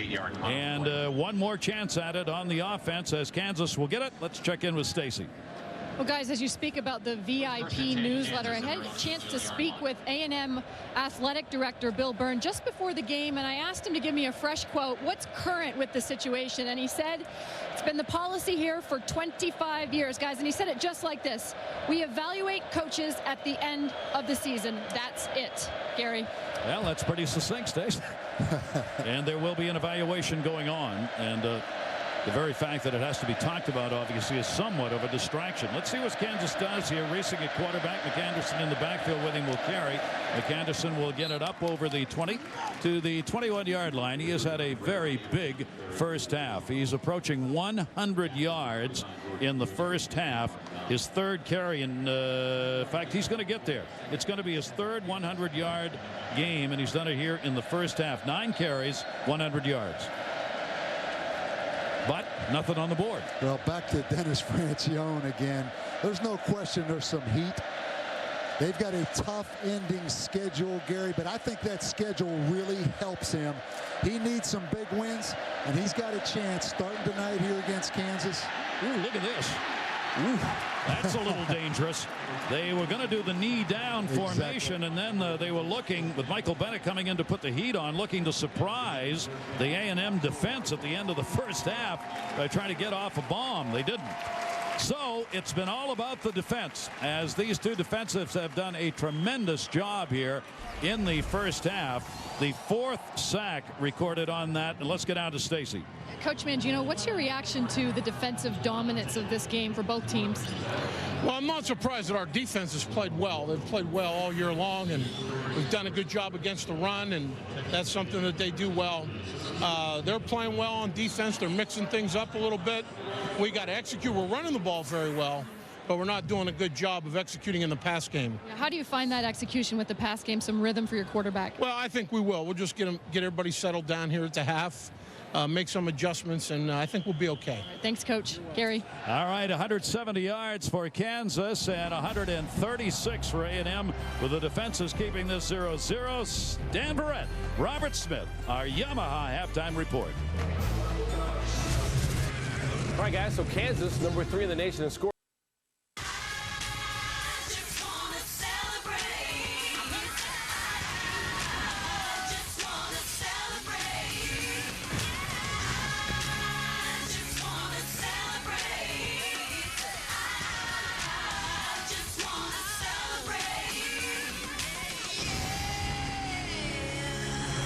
And welcome back, everybody, to College Station in Texas. A defensive first half, 0-0. The block T formed by the band after a great halftime performance, some of which we'll show you as we go along into the second half. For Coach Bob Davie, I'm Gary Thorne. Welcome back, everybody. What'd you think?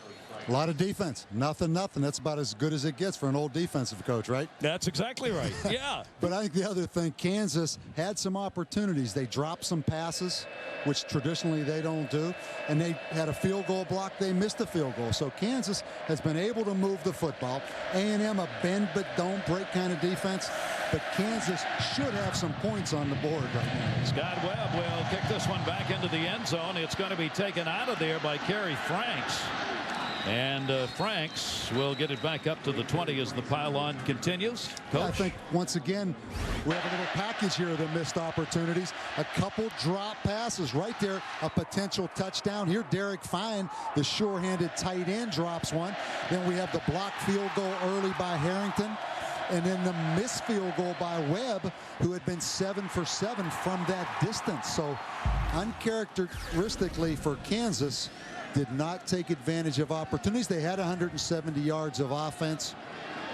A&M with 136 yards. A&M also in a 4th and 1 situation. Dennis decided to go for it. Could have had a chip shot field goal. First down and 10. A&M with the football as Lane, who did not do much in that first half, will get the first carry here. He had 6 carries, 23 yards for Dvorsky Lane. Let's check in with Stacy again. Stacy. Hey guys, I just talked with Texas A&M coach Dennis Francione. I asked him how he thought the defense performed, and he said, I was pleased to say the least. We had our backs against the wall, obviously, a couple times, and they really pulled us through.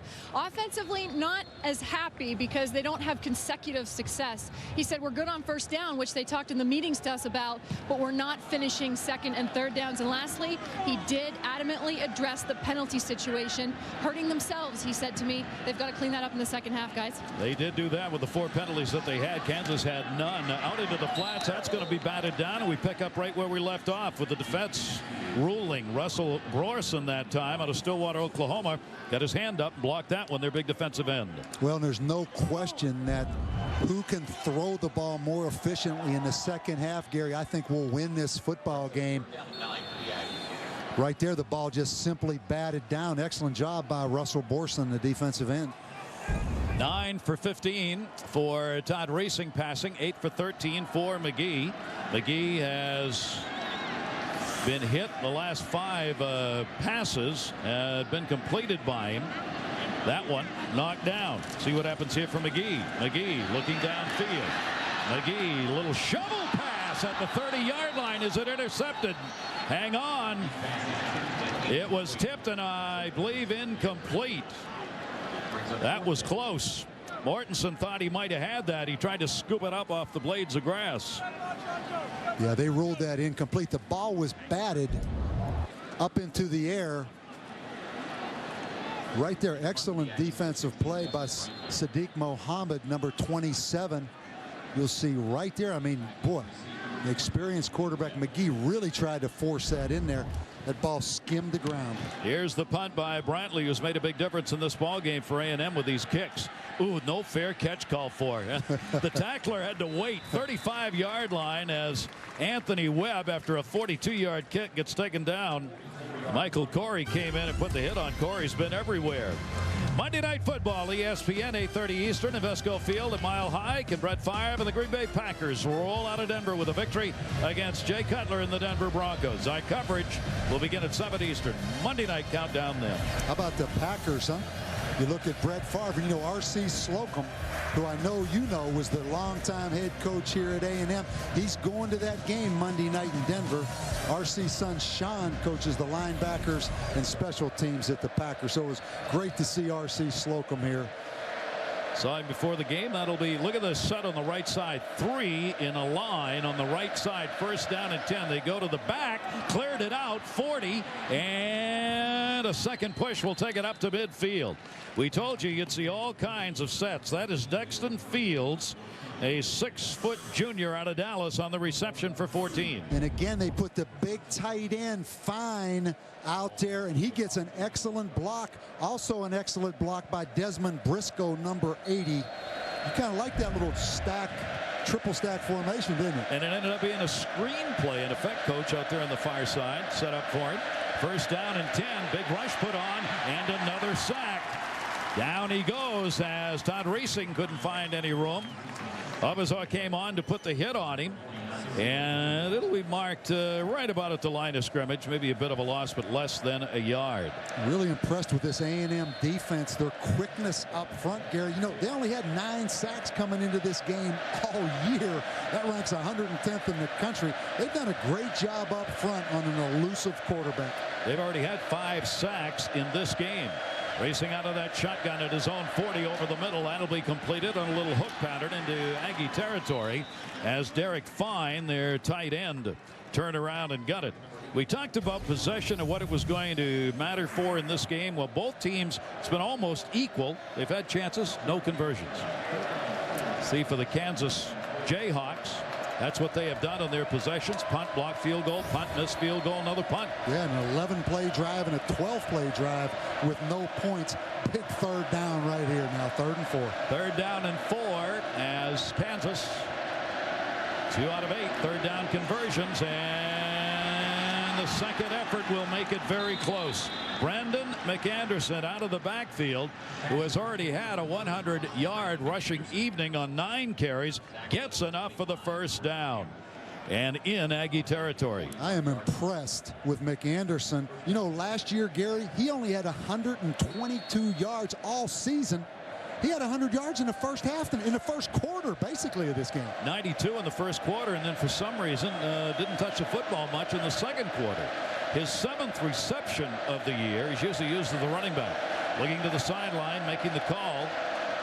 Racing back into that gun. Kansas again into Aggie territory. That'll be played off the right side slant at the line of scrimmage, and a couple. Brandon McAnderson again. It'll be 3 yards on that one. Kellen Hurd moved in and put the hit on. You know, we really have to give credit to Ed Warner. New offensive coordinator at Kansas this year. New system. Ed Warner comes over from Illinois. He had been at Kansas before, earlier on in Mark Mangino's tenure there. But this is a well-designed offense. I think it executes really well. It has made a big difference. It is the first year that they have used this out of the shotgun no huddle. Little hook on the far side, not enough for a first down, but we'll take it down to the 34-yard line on the completion to Desmond Briscoe. Good for 5 yards. But again, is going to bring up a big 3rd down play. This is getting serious now. You know how I know? Mangino took those sunglasses off. It's time to get serious now, Gary. He wants to see all that's going on. Oh, yeah, he wants to see it. And another 3rd down conversion on a 3rd down and 2. Again, looking to the sideline. 3 for 9. 3rd down conversions. Got an opening, caught the seam, and that'll be inside the 20-yard line. And that's a first down. Marcus Henry on the reception. That's good for 14, and Kansas is moving the football again.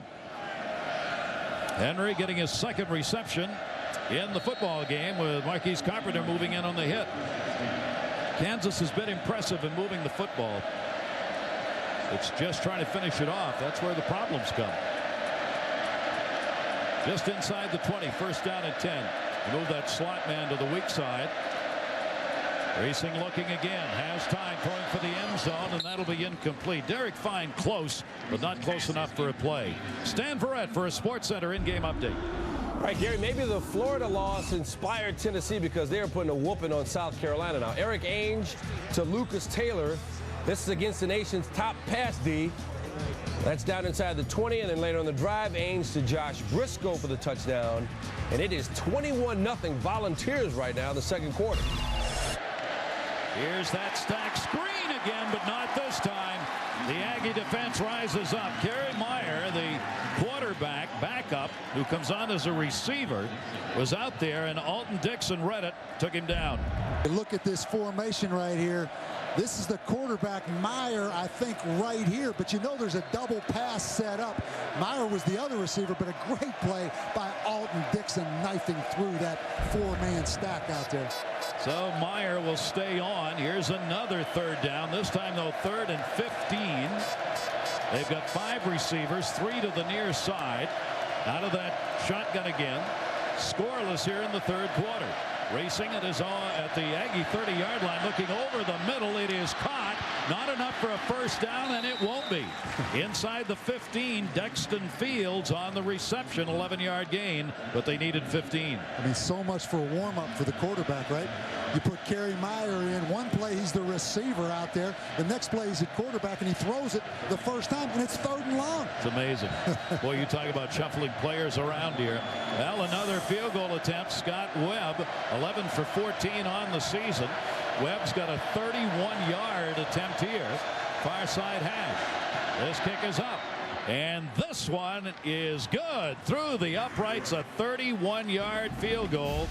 And Scott Webb gets it. And Kansas finally gets something out of a drive as they're on the board, 3-0. Primetime presented by GoDaddy.com. That's an amazing shot, isn't it? Is that beautiful or what, huh? I mean, all over this country, playing major college football in these settings. I mean, it's amazing. Best time of the year. It is. It's great. And now it comes to, you know what's in front of you for these teams. Here are two battling for a chance to get to the conference championship game. And you saw that wind. You saw the flags at the top of the stadium. Kansas kicking into the wind, which makes that even more of an impressive drive right there by that Kansas offense, Gary. Scott Webb, who's going to kick off, also as now with the field goal in this game, had a field goal in 10 straight games. Puts the foot into that one, and he kicks that one a yard in. Kerry Franks will bring it out. Franks trying to find a little room. He's got a little. Cuts to the outside 30, 35, 40. Great return. Up to the 45-yard line as Scott Webb, the kicker, had to drive him out of bounds. Good field position. Let's check in with Stan. All right, Gary, here's the primetime pulse on the ESPN family of networks. Over on ESPN, Tennessee leading South Carolina 21-0. Eric Ames with a touchdown pass. Vols have also run for 2 scores. And over on ABC, they're not so happy in Happy Valley. Todd Beckman averaging 20 yards per completion. Pair of touchdown passes for him, and Ohio State up 17-7. Well, you see Ohio State just getting better and better. And, Gary, you can't underestimate what scheduling does. Oh. You know, Ohio State comes off that blowout loss to Florida in the national championship game, but they didn't play anybody early this season. So they bounced back, regained their confidence, got their swagger back, developed the quarterback. If they'd have played Texas or one of the top teams like they had in past year, they'd have probably lost early this season. He's getting rushed from behind, feels the heat and gets rid of it. Good play by Stephen McGee. John Larson, the defensive end, originally a walk-on, number 87, is the man who moved in and put the heat on. How about he's got a 3.69 academic average. The other side, Russell Borson, is 3.96. Pretty smart defensive ends, wouldn't you say? That's pretty smart. And Larson was a walk-on. Borson's a guy from Stillwater, Oklahoma, came in at 229 pounds. A big reason that option offense not working tonight for A&M. You got 2 smart, good athletes on the edges. They're holding their position. Best starting position for either team is this one for A&M. That'll be carried to the right side. Look at the tackle. Oh. Stephen McGee, even the crowd moans on that one. Russell Borson, who we were just talking about, levels the A&M quarterback. You said it. That crowd will turn on you when those quarterback runs predetermined don't work. But that was great defense on that little quarterback wrap misdirection play. And now another 3rd down. And this is where the Kansas defense, they'll throw it all at you right here on 3rd down. Number 1 in the nation, 3rd down defense right here, Kansas defense. Both defenses have done a great job against it. It is a 3rd down and 12. At the extra receiver on the left side here with 5 of them available now for McGee. Long count, and he got what he wanted as the jumping around created an offside, I believe, by the Kansas defense. Offside. Defense number 93. 5-yard penalty. John Bible, the referee, heading up this Big 12 crew. First penalty that Kansas has had in the football game. We were talking before the last play, Coach, about the fact this Kansas team, they have solid discipline out on the field. Gary, whatever happens tonight from this point on does not really matter to me in my assessment. Kansas is for real. They are a well-coached, disciplined football team with good schemes on both sides of the football. Playing in one of the most difficult places here in College Station to keep things under control. Again, the 3rd down and 7. Big rush, gets hit. It is almost intercepted. Another great rush, and James McClinton their best defender, but there's a flag after the play. Stephen McGee. Grounding, number 7 on the offense. Penalty is loss of down at the start of the foul. And credit James McClinton, number 93, the defensive tackle, for creating that. And that really could have been an interception, Gary. Probably should have been an interception. Great pressure up front by 84, Jeff Wheeler. And I think McClinton had a chance to intercept that ball right there. Right out of his hands. He got back on it. He had an Aggie in front of him, maybe did not see it. So it will bring up another 4th down. Let's take a look at McClinton now. Well, he's getting mugged up front right there. James, man, when you were a little guy, did you ever go out in that backyard and play catch? He looked like you never saw football before. Mercy. Here's the kick, Brantley. Wow. Another break right there for Kansas. He can't believe it as he shanked that one. Averages 43 yards. Justin Brantley not happy with that. 3-0 Kansas. 20 yards in the kick. Now 7 possessions, 5 3 and out. That's how tough this Kansas defense has been. Best field position to start for Kansas in the game. It'll be carried over midfield and into Aggie territory by Jake Sharp, who has had himself a strong game. He gets 6 yards there. 31 now in the football game for Sharp on 8 carries. And you know, I know Kansas has the football right now, but I have to talk about the Kansas defense. 94th in the country last year. Bill Young, their defensive coordinator. That's why you don't change coaches. It isn't always the coaches. Bill Young's a heck of a coach. Now they're healthy this year, and they are close to being a great defensive football team, Gary. Todd Reesing out of that gun again. Comes to the wide side, and a man wide open and found him. Great pass as he just lobbed that one in, and it'll be inside the 35-yard line. Dexton Fields found a seam and gets 15 on the reception. Boy, it is a game of inches, isn't it? Watch him lob this football over number 9, Alton Dixon. Right there. I mean, that barely went over the top of Dixon. See Dixon pound the ground, coach. He knew if he'd just been 2 inches taller, he would have had an interception.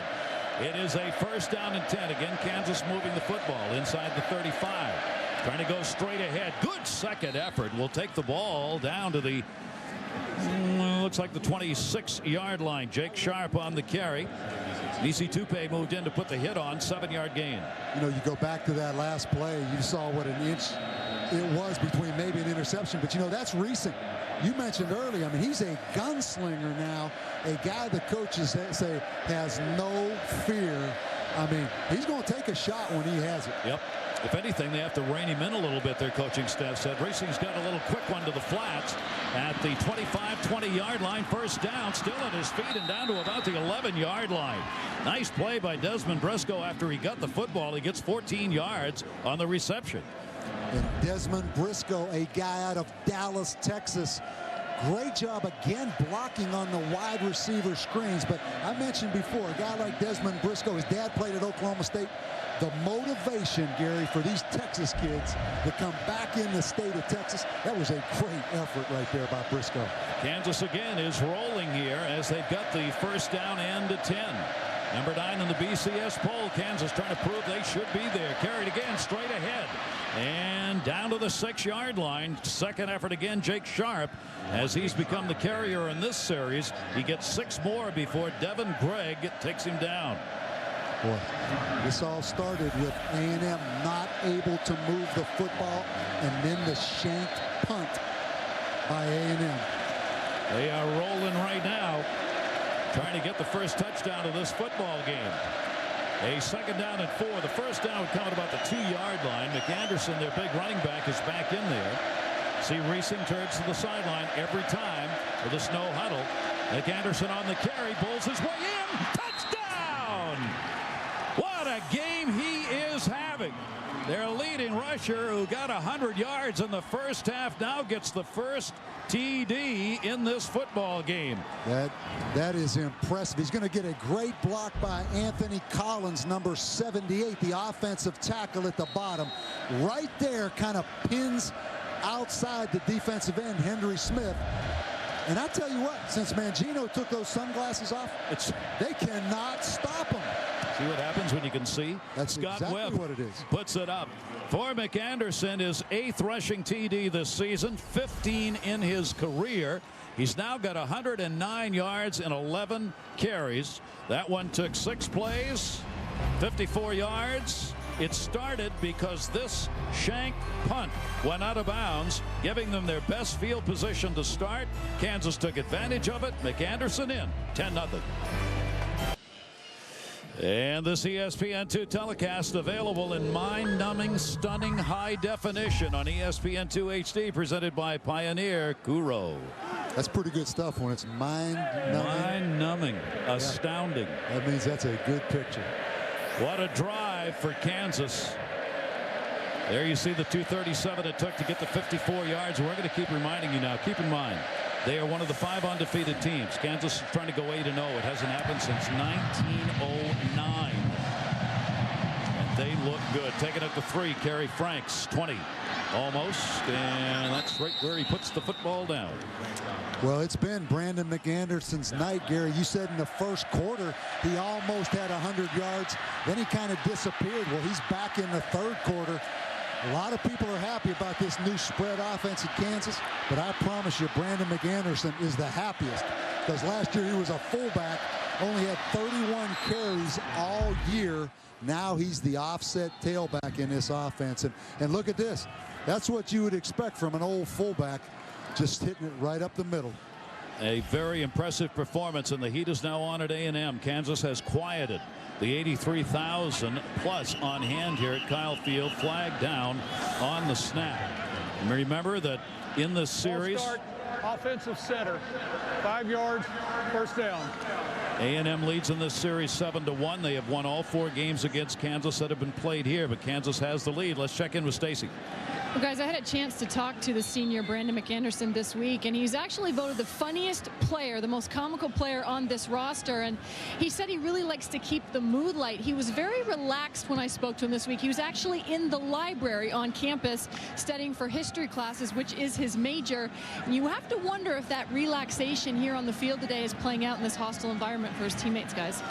Doesn't look like he's very upset down there, does it? I'll tell you one thing. Those guys always answer Stacy's phone calls. You and I, we can't ever get through to those guys. Gee, but for some reason, they always take Stacy's call. Put a 3-shot up there, and you won't have any more questions. That's Bennett, the intended. Martellus Bennett at the 40-yard line is incomplete. Martellus Bennett has not had a reception in this football game. I tell you, that looks like a concerned quarterback right there. And keep in mind, you're right. I mean, Martellus Bennett, guy didn't play last week against Nebraska. Big tight end that stirred a little bit of controversy this week in Aggie land with some of his comments after missing the Nebraska game. But this is an offense that's 111th in passing offense, Gary. And out of the backfield, Goodson on the carry, and nowhere near even the original line of scrimmage. Mike Goodson can't find any room. Let's check in with Stan Verrett, Sports Center in-game update. All right, guys, Ohio State and Penn State over on ABC. And we told you about Todd Beckman's big first half. This is a part of it. The touchdown pass to Brian Hartline. And it's 17-7 right now as they head toward the half in Happy Valley. Ohio State trying to put a crunch on that #1 position as everybody gets floated around, it seems as though, every weekend with the new BCS standings and polls coming out. McGee missed his last 5 passes after he had hit 5 in a row. Stephen McGee now in a big 3rd down play, 3rd and 13, deep in his own territory, completed at the 20, an immediate hit. That isn't even up to the original line of scrimmage. And there is some booing going on here right now. Kendra Smith came over, helped to put the hit on. Talib over there as well. That is Aqib Talib. And it has been a long night so far for Stephen McGee. The A&M offense being shut down as they've not been able to get anything on the board. And for the 6th time in this game, they are going to go 3 and out. And that has been unheard of this season for the A&M offense. Well, and keep in mind now Kansas with 2 punt returns for touchdowns this year. Hold on right now if you're A&M. Good kick again. Justin Brantley got his foot into this one. And again, there's going to be no return at the 40-yard line. Anthony Webb, a 38-yard kick. The coverage by both of these teams has been incredible. We talked about 1909, the last time they went 8-0. It was the Indianapolis Motor Speedway opening up. The Manhattan Bridge got built and opened to traffic, all in 1909. W.E.B. Du Bois founded the NAACP. And stars were born as well. Benny Goodman, Errol Flynn, and Burl Ives. And in 1909, Kansas won 8 in a row. That wasn't Orson Welles? That was not Orson Welles? I really thought it looked like Orson it, didn't Welles, it? yeah. So Kansas is trying to go 8-0 with a victory in this game. Not over yet. Over the middle, that's going to be completed and all the way down to the 40-yard line. Boy, Kansas, you can see the excitement. That is Briscoe on the reception. 19-yard gain. That's a great job by Kansas because A&M is going to drop down to a 3-deep coverage. The safety comes down. Then they run the slant right in behind him. Watch right here. The safety drops down, and they come right back in behind him. Excellent throw and catch right there. 19 for 26, 155 yards for Reesing in the air in this football game. He gets the play with Jake Sharp in the backfield with him, and Sharp will pull ahead. Look at him on the second and third effort as he takes it down inside the 35-yard line. Red Bryant finally able to put the hit on, but this Kansas team, they're just not going to be stopped. Well, you look at these undefeated teams. Kansas sitting there, won 10 of their last 11. But you know what, Gary? You just hit on something. I see they're a well-coached, well-designed team. But the biggest thing, they play hard. I mean, they give great effort, great individual effort as a football team. They are working at it to try and go in for another TD here in the Aggie territory again. The Aggies' hopes of dominating the football game possession-wise has not panned out at all. Again, Reesing moves up, making the change. Well, they're up there playing run all the way right here. Kansas going to throw the football. Got a big seam open, and that'll be inside the 25-yard line, probably at the 23. Marcus Henry. Tremendous work by Reesing on these calls. 11-yard gain. Stacy. Well, Gary, Bob has talked about the effort of these Kansas players, and we talked to Mark Mangino, head coach, this week, and he told us he needed to cultivate a new attitude. He said we needed more competitiveness. So what they did was they divided the team into 8 squads in the offseason. They had leaders of each team, and at the end of it all, they earned points. And the team that won, Todd Reesing, guys. Boy, you can see why. Reesing has now hit his last 5 passes, 20 out of 27, 166 yards. Reesing looking over the middle. Start another one. That's going to be taken inside the 10, and barreling ahead to the 7-yard line is Derek Fine, their tight end out of Oklahoma, and a 14-yard gain. Well, and it's a chess game, and right now Kansas is winning it. When A&M drops down to stop the run, you see that safety going to the middle of the field. Kansas throws the football. So right now, Kansas one step ahead, X and O wise, of A&M, Gary. A first down and goal. McAnderson, who scored the rushing touchdown, is in the backfield again. Reesing again, getting the calls, comes up to his line, makes sure they know as he tells his center. Looking again to the near sideline, little flip pass incomplete, and dangerously so, as there was no one near it in the white uniform, and it'll go as an incomplete pass. Boy, Reesing is a leader out there, and he works hard. Well, you know, Kansas gets beat up on their schedule. But you know what, Gary? This is the first ranked team that A&M's played all year. So forget about all that schedule stuff. This is a 7-0 team about ready to make it 8-0 if A&M can't get a stop here. They are rolling. They've got the lead with 1:07 left to go here in the third. A second down and goal. Reesing again steps up and gets hit as he tries to throw it into the flats. Is it recoverable? Going down the left side. The whistle's been blown. Nope. Question was whether or not that pass had gone behind the line of scrimmage and the receiver that time, and could be considered a fumble and recoverable, but the official immediately had said no. Yeah, Gary, and I think, first of all, I think his arm was going forward. That cannot be reviewed because they blew the whistle. Watch right here. His arm's going forward. That's an incomplete pass. Michael Bennett putting the pressure on, but that's a good call right there. Alton Dixon is already down in the end zone. He picked up the football and ran all the way down just in case, and Coach Franz trying to get him off the field. They're going to have to call timeout because they only have 10 guys on the field. And the timeout is taken. Timeout, Texas A&M. A&M had to use a timeout because Dixon was down at the other end of the field in the end zone after he ran that ball down and could not get off the field in time. So they have to use a timeout. That could come into play later on in this football game. The NASCAR Nextel Cup Series in Atlanta on ABC Sunday with 4 races to go. The chase standings are up for grabs. Teammates Jimmy Johnson and Jeff Gordon are battling down to the wire in this one. Our coverage will begin at 1 Eastern with NASCAR Countdown. Take a look at Jimmy Johnson in the chase. You see in the first half, 15 was the average finish. In the second half, he has upped that considerably. And the last 3 seasons have been strong for him with second half races.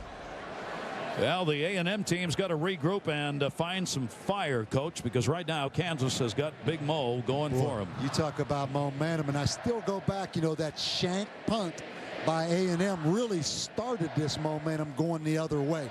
But they desperately need to hold Kansas to a field goal right here. A 3rd down and goal. Ranchoni over there talking with the official as Kansas comes out. Dixon has gone to the sideline. They're ready to play, but the official's not. May not make any difference. Now they got to whistle this because the official's not ready to go. Kansas was all ready to snap the football. The bottom line, if you're Dennis Francione, Alton Dixon, forget about that last play. It was an incomplete pass. You better worry about the next play. Yep. He gets things straightened out here, or at least is trying to on the sideline. We've got a 3rd down and goal coming up here. I'm not sure what he's arguing about here. I think it's a good job by the Big 12 crew just to go over and to explain the mechanics. That play is not reviewable. The whistle was blown. It was an incomplete pass. And I think Fran accepts that now. Yep. And maybe just wanted to slow down Kansas a little bit here. But I tell you what now, when the glasses come off, good things happen for the Fighting Manginos now. They have been on a roll here in the 3rd quarter. Brandon McAnderson again back in the backfield. 3rd down and goal, looking to pass. Takes his helmet ripped off at the 15. Did the ball come free, or was he down? He was down. Wow. Obazor took the helmet of Reesing and ripped it. And Obazor is going to beat Anthony Collins around the backside. That is very close to being a face mask. Great speed rush right there. Boy, that's a face mask. Wow. Yeah. They got to break on that helmet one. now. That's a. It'll be a field goal as it is 4th down and goal. Scott Webb, a 32-yarder. He already has 1. He's missed 2, one of which went off the goalpost. Webb's kick is up, and this one is good. So he's got 2 on the night and increases the Kansas lead now to 13-0. All kinds of stuff going on in that series. Well, let's take a look. I thought that was an obvious face mask call right there. I don't know if you can grab the face mask much more clearly than that. I mean, that was a huge miss right there, in my opinion. But how about those Kansas fans, Gary, where they put those fans in this stadium here at Kyle Field? I mean, there's a bunch of them made the trip down from Lawrence, but look at them. I mean, they are all in that section right here. And if you look at just the shot of the entire stadium from the perspective, I mean, they are 20 yards behind the end line of this stadium. I mean, they can't see much, but they're happy right now. I think they're wondering whether the game has started yet. I mean, they're down here. They're down here where there's no lights even in the stadium. That's how far out of it they are. Right now, I don't think they care a whole lot, Coach. You're exactly right. They can see that scoreboard. Right? That's what they can see, and they know that's going fine. A&M here in the 3rd quarter. 3 possessions, 3 and out on all 3 times. Kansas has been able to pick up the field goal, a touchdown, and another field goal on 3 possessions. And that right now is this football game. So A&M's going to get it back here as we close out this 3rd. Taking it to 3 by Kerry Franks again. He had a great return the last time out and is going to have another nice one. Brought down at the 30-yard line, where A&M will take over 1st down and 10, but they're going to do that in the 4th quarter. That last field goal, 8 plays, 44 yards. Took him 3-11 and a 32-yard field goal to finish it off. Kansas number 9 in the BCS standings, trying to make a little history for their football program as they lead A&M 13-0.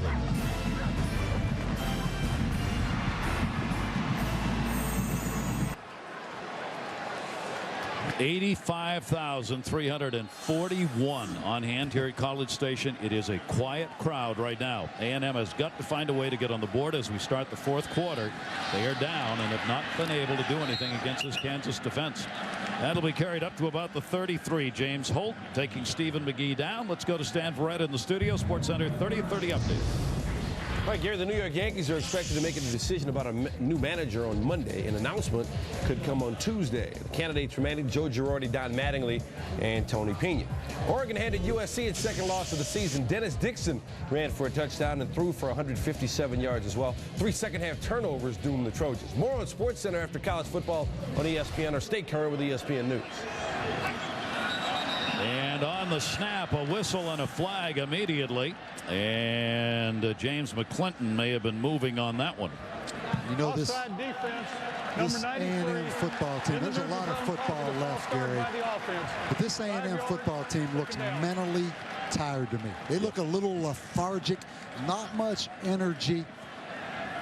You know, a lot of things have been on this football team's plate, including the players showing up at a press conference, 120 of them, in support of Dennis Francione. There's only so much you can do as a player. You better worry about what's happening between those lines. But this looks like a tired football team. Kansas has taken full advantage of that so far. Let's see if the Aggies can dig down and find what they need here. It is a second down and short yardage, 2nd and 2. They run the option. Goodson on the flip. Still going to get to the first down marker, and he does. It'll be a first down before he is taken down as he gets it up to about the 42-yard line, and he took a serious second hit. James Holt moved in. He got the first down, but he paid for it. Dennis Francione has been involved in the newsletter matter. He did not know the team was going to show up when he had the news conference. He had met with the team and apologized for putting out a newsletter online, which he was charging for, and had not notified the school. It had been going on for 3 years. The NCAA is investigating. The college still thinking about what they are going to do in regards to it. Obviously, the newsletter has been taken off the offline part of it, but the players have had to deal with it and still do. It is a first down and 10 for A&M on the sideline pass, not quite up the midfield on the reception. A&M will get a 6-yard gain, trying to get this offense going. Khalid moved up on the hit. And Gary, I applaud the players for showing up at that press conference, but the bottom line with me, the players need to concentrate on playing and control what they can control. I mean, sometimes that all gets a little carried away and takes something of the edge away from the players. I mean, you show up, practice, and play.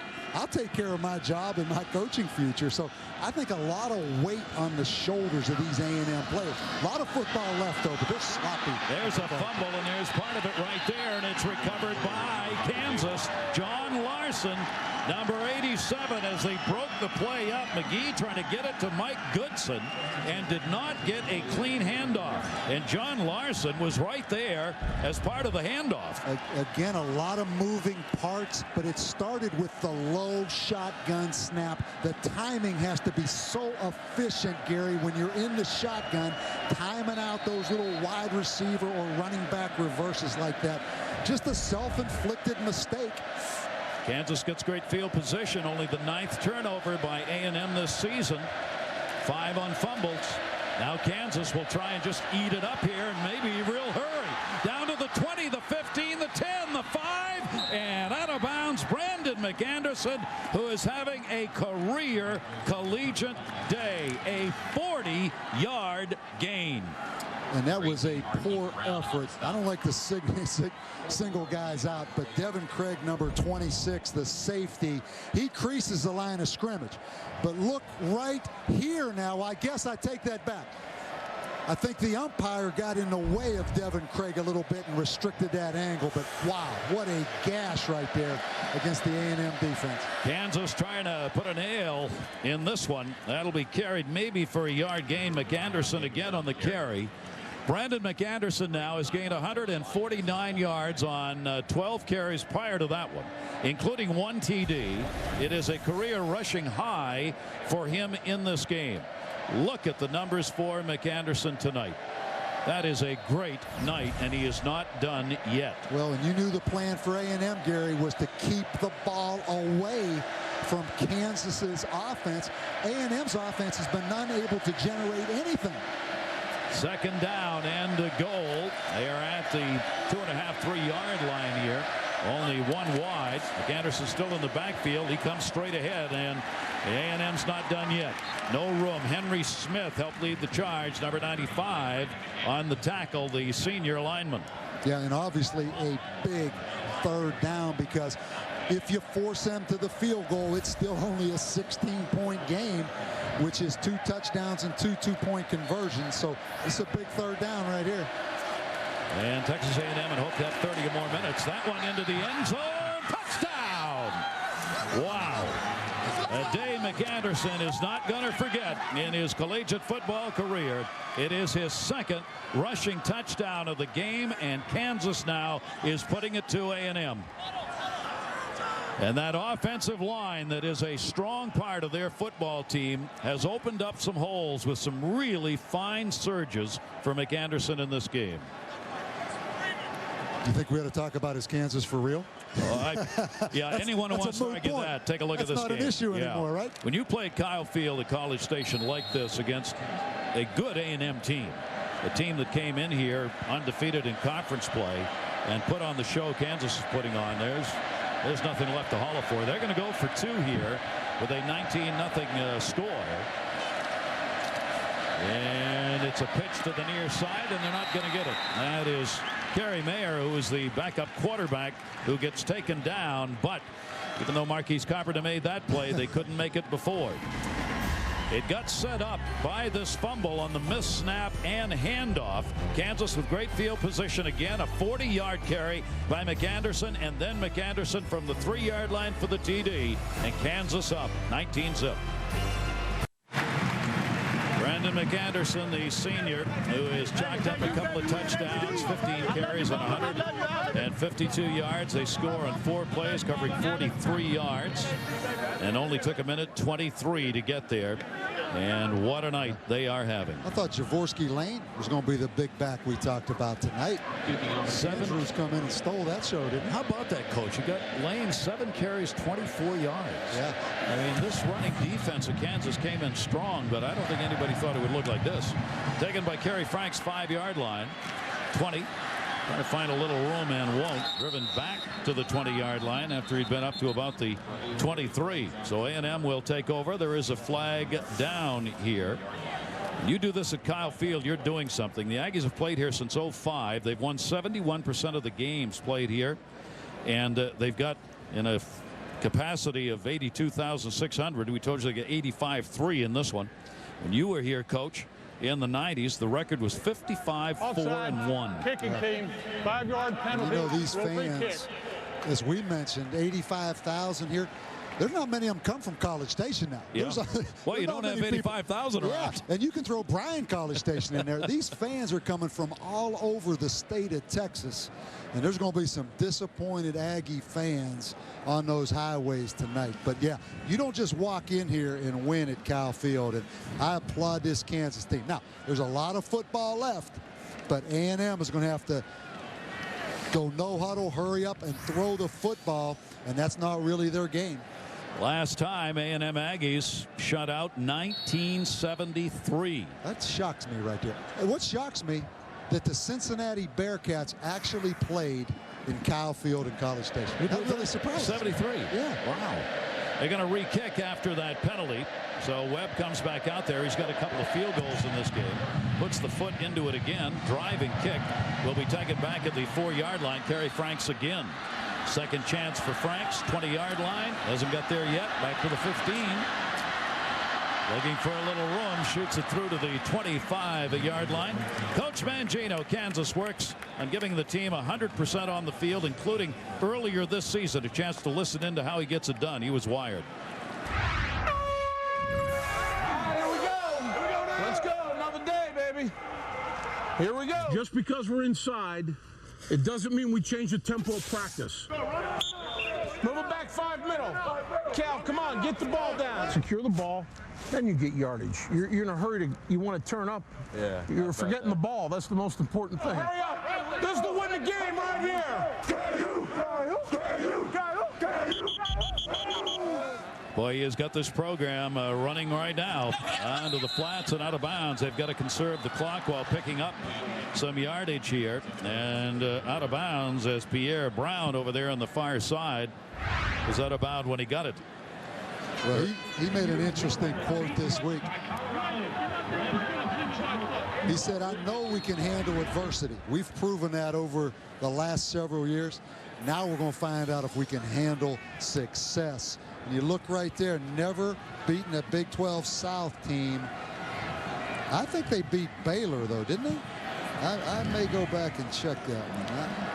I thought they had beaten Baylor a time or two. Trying to beat A&M for the first time here in College Station up to the 30-yard line, and on a second effort driven out of bounds. That is Mike Goodson, a 5-yard gain on the carry. A&M now has got to fight the clock as well as the Kansas defense with this 19-0 lead now for the number 9 BCS rated Kansas Jayhawks. Mangino, you see the numbers he's put up.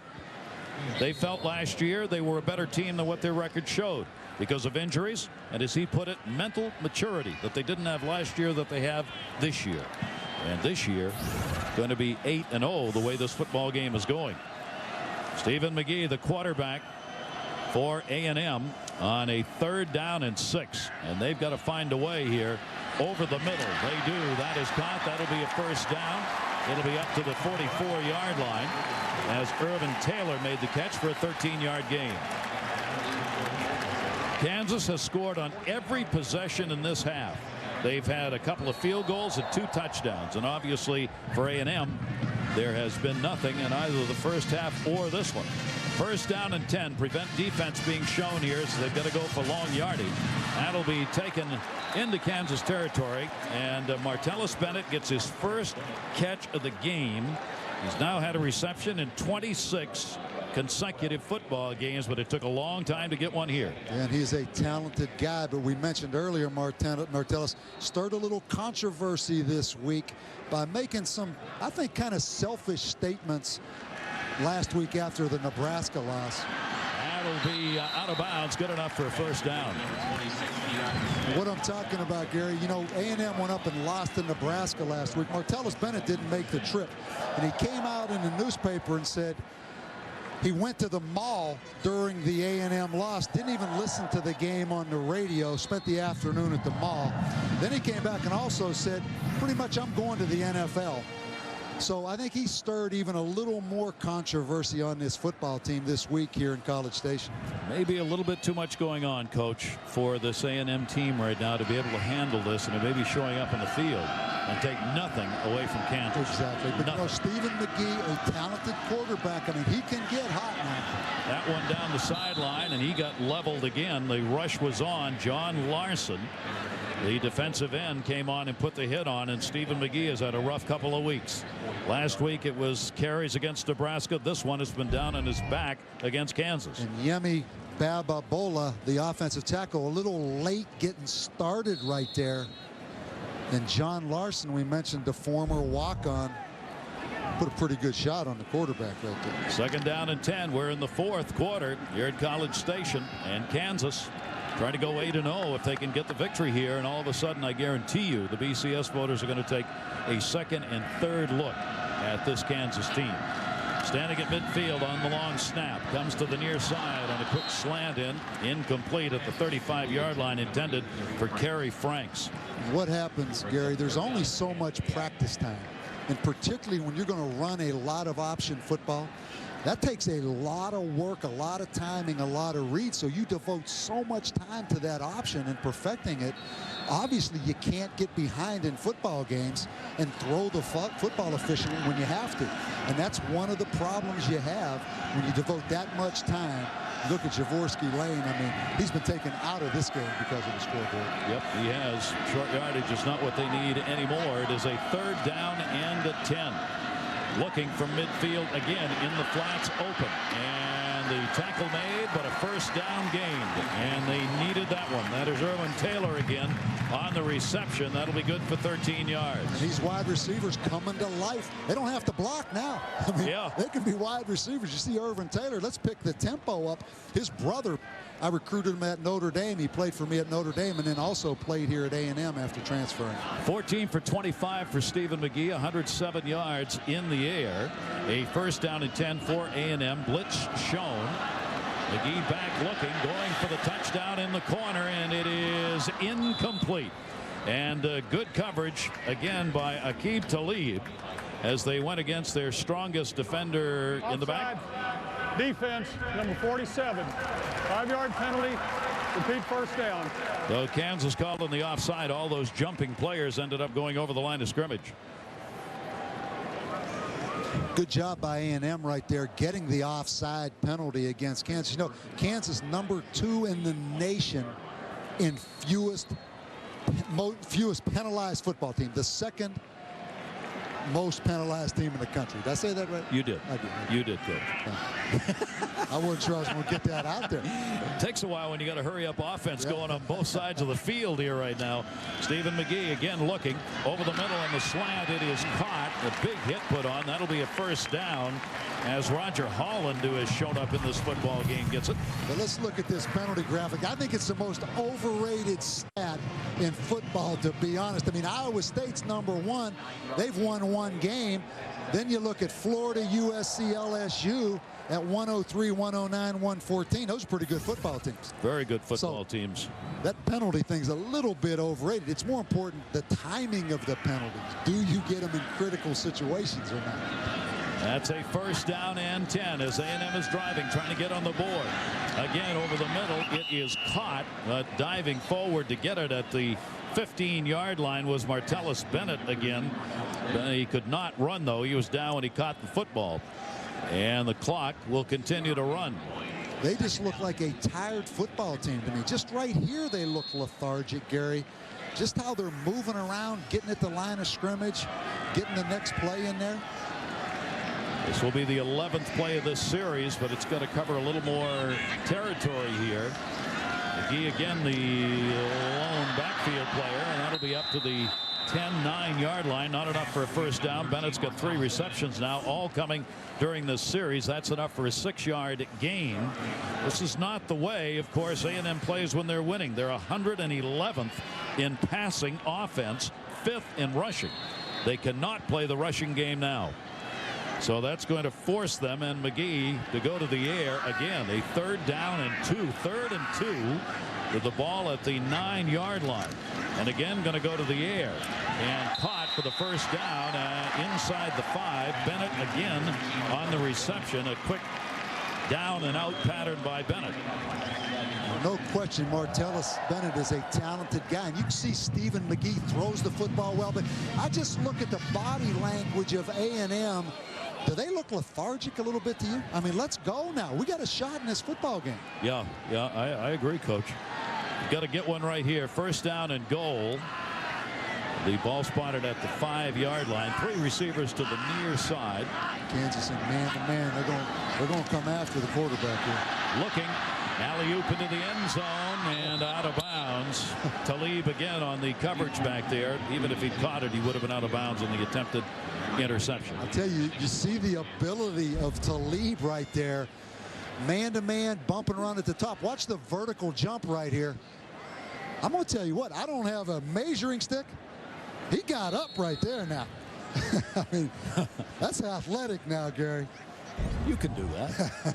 I know. I hate to get that excited about an out-of-bounds non-catch, but that was pretty athletic. That was pretty athletic.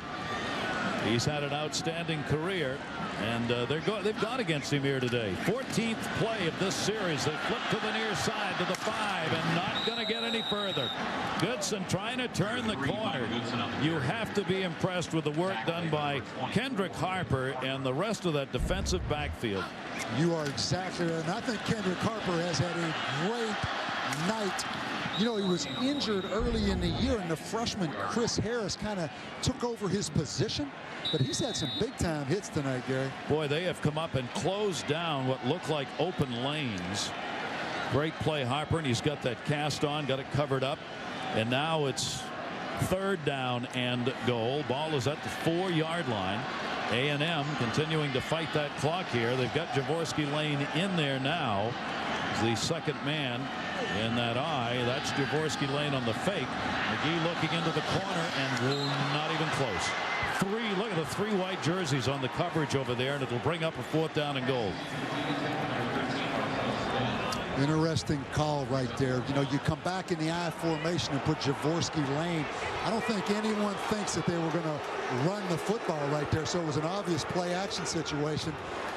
This is not going to be greeted favorably, but it could make it a 16-point game by kicking the field goal, Gary, which puts it into a 2-score football game. That's what they're going to try and do. The 19-year-old Matt Zemansky coming out. He's 11 for 19 in field goals. Zemansky puts that one up and puts that one through. A 21-yard field goal. You don't often hear a team's fans after a score kind of oohing and eyeing. They almost didn't want to set that cannon off. They were so disappointed. ESPN's College Football Primetime is presented by GoDaddy.com, world's #1 in .com domains. Make a .com name with us. And in part by Volkswagen. When you get into a Volkswagen, it gets into you. Watching the Corps of Cadets marching in before the game. Another tradition here reviewed today by the 41st President George Bush, Secretary of State Robert Gates, the former president of Texas A&M to the president's right, on hand here prior to the game. What a job. This Kansas defense came in giving up 78 yards rushing per game, 7th best in the nation. And everyone said, yeah, but look at who they're playing. Well, look who they're playing tonight. And rushing yards, they've given up 59 rushing yards to A&M. And Gary, you are right. And think about just a week ago in Lincoln, Nebraska, when A&M went up there and dominated the game by running the football. Great job by the Kansas defense. Their quarterback led them last week with a career high 167 yards rushing. Tonight, that's what it's looked like. He has had a very tough night because the defensive pressure has been like this from the get-go. Yeah, you talk about what a difference a week makes. You talk about last week. I mean, unbelievable statistics. 35 carries, 167 yards. Tonight, 8 carries, 9 yards. Wow. But you know what? Against a well-coached defense that had a week to prepare for that option game, Kansas was able to handle it. Got to do an onside kick here. A&M trying to get possession back, and it ends up going out of bounds before they could get a hold of it, before it traveled the necessary yardage, and a flag will go down on it as the kickoff comes out of bounds. This Kansas team has made believers of a whole lot of football fans in this country. On the kicking team, receivers will take position at the out of bounds spot. So great field position coming up for Kansas. With time running out for Coach Fran and A&M as Kansas tries to remain undefeated. They've got the lead 19-3. Coach Bob Davie and Stacey Dales, I'm Gary Thorne. Great to have you with us. Surprised with the onside kick, Coach? You know, I guess desperate times require desperate actions, but I think it was a little bit early with 7 minutes and 20 seconds left, particularly after you settled for the field goal and a pretty conservative decision just a minute ago. Well, Kansas had the ball at the 43 the last time out and scored. They get it at the 42. Sharp in the backfield will carry. He'll take that one down inside the 40-yard line before he's hit by Mark Dodge. Kansas with a football 5-yard gain. Stan Verrett, Sports Center in-game update. All right, Gary, South Carolina and Tennessee are over on ESPN, and South Carolina's finally on the board. Blake Mitchell with a quarterback sneak to make it 21-7. South Carolina actually controls its destiny in the SEC East, but they're still down 14 in this one. And Auburn remains just a 2-loss team in the SEC West as they beat Ole Miss 17-3, trying to keep pace with Alabama and LSU. Do not go into football games in college football this year as the favorite. You're right. And that SEC East is a mess right now with Florida losing today as well. Kansas wants to control the football. That is Jake Sharp. They'll be a little bit shy of the first down. Kansas doing all kinds of firsts or things that haven't happened in a long time. including their road record this season. Well, they're doing it all now. They were 6-21 under Mangino on the road prior to this football game. 2-14 against the Big 12 South. But all those stats are in the past. This is a whole different football team this year, Kansas. Kansas with the football. They've scored on every possession they have had in the second half. Right now, all they want to do is keep it. That is going to be a 4-yard gain. Brandon McAnderson continuing to pile up his numbers. A fantastic game for him. And boy, all he wants now is to see the clock say 0. And Gino. You're right. I mean, that's it. And they're milking that clock. Even though they're no huddle, they're using a 25-second clock. But you know, the word that I associate with Kansas as a team is balance. They run it, they throw it. They're good on offense. They're good on defense. They're good in the special teams. They don't have penalties. They're a balanced team. There really are no weaknesses on this team. And believing in themselves will be heightened by a victory here at College Station. And a timeout will be taken after they ran the clock down. Kansas going to use one of their timeouts here as they will come over to regroup with 5:37 left to go. Kansas up here as Brandon McAnderson has scored a couple of touchdowns. Scott Webb has kicked a couple of field goals. 19-3. The official mascot, Reveille. It used to bark during the morning wake-up call. First lady of Aggie Land, 5-star general. Reveille won. 1944 passed away, got buried out there, and that's where all of the dogs are now. They face the scoreboard tonight. I'm not sure they're looking. It is 19-3. Kansas has got the lead, and they've got the football here in the fourth quarter. Out of the shotgun on the 1st and 10. That'll be incomplete up near the 20-yard line. Little diving attempt made by Briscoe. Couldn't get there. Yeah. Reveille, we were told, didn't feel too well tonight, but Reveille stayed for the game. And you get some treats in your hand. As a dog owner, that gets that dog feeling good. Now, I don't care how upset their stomach is. They're always going to want that treat. Now. Always want those treats. That's a great-looking animal. Stacy. Hey, you guys, I don't know. There's some controversy going on with Reveille. I spoke to her handler, and they tell me she's doing just fine, although she did miss the second and third quarter, Gary. Wow. I thought you were going to tell me you spoke to Reveille, and I thought we had a big story. That one carried inside the 15. That is Brandon McAnderson again on the run, and right now Reveille's looking the right way. Reveille reminds me a little bit of those players because, you know, there's a tradition here where Reveille goes to class every day with a Corps Cadets member. Reveille missed class yesterday, and the reason was she said she had an upset stomach. She was sick. I've heard some of those same things from players. Now, tonight she feels great out here under the lights, 85,000 people. Yesterday she didn't go to class. Maybe you just didn't have the right treats yesterday. Great play by McAnderson, another 17-yard gain. Kansas driving again as they've got a first down and a 10 with the ball at the 13-yard line. Again, out of the gun, they'll go straight ahead with it this time, and maybe a gain of a yard as McAnderson continues to carry. He's having the kind of night where the adrenaline's flowing. He could probably play another 3 quarters. Well, that's fun, isn't it? And you know, again, what, 26 players from the state of Texas weren't recruited by A&M or Texas. And how about this guy? That's going to be a happy flight back to Kansas City tonight. McAnderson's got 18 carries and 174 yards and 2 touchdowns. Got a feeling you may see his name again, and when you come to Player of the Week categories in the Big 12. Last year he was a blocking fullback in the I formation. Not anymore. He can still block, but he also carries. Second down and 8. Kansas trying to milk this clock down.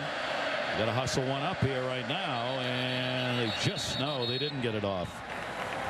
Delay, offense, 5-yard penalty, second down. They really didn't want to do that. They wanted to run it down, but they wanted to get that snap going, keep that clock moving at 4:12 left to go. Another great number for this Kansas defense in the second half. A&M has gained 4 yards rushing. So that means time of possession has been exactly the way A&M didn't want it and exactly the way Kansas did. You are exactly right. And how about young Todd Reesing coming in here? A lot of reasons Kansas is different from last year, but I think he probably at the end of the day is the biggest single reason. He is the leader of this team. On the second down play, almost intercepted on the far side. That was close. Keith Brown stepping up, had his hands out and couldn't hang on. You know, we talked about Reesing, you know, Class 4A district player of the year, Lake Travis High School, right outside of Austin. Wasn't in the Texas 100. Kind of a similar story to Drew Brees. You know, a young guy out of Austin, out of the Texas area, the Austin area. Not recruited. Drew Brees goes to Purdue, kind of an undersized guy. A lot of similar characteristics, of similar kind of story. Only his 8th start for this team, as he got in some playing time last year off the bench. That one to the end zone, and it is going to be incomplete and out of bounds in any event.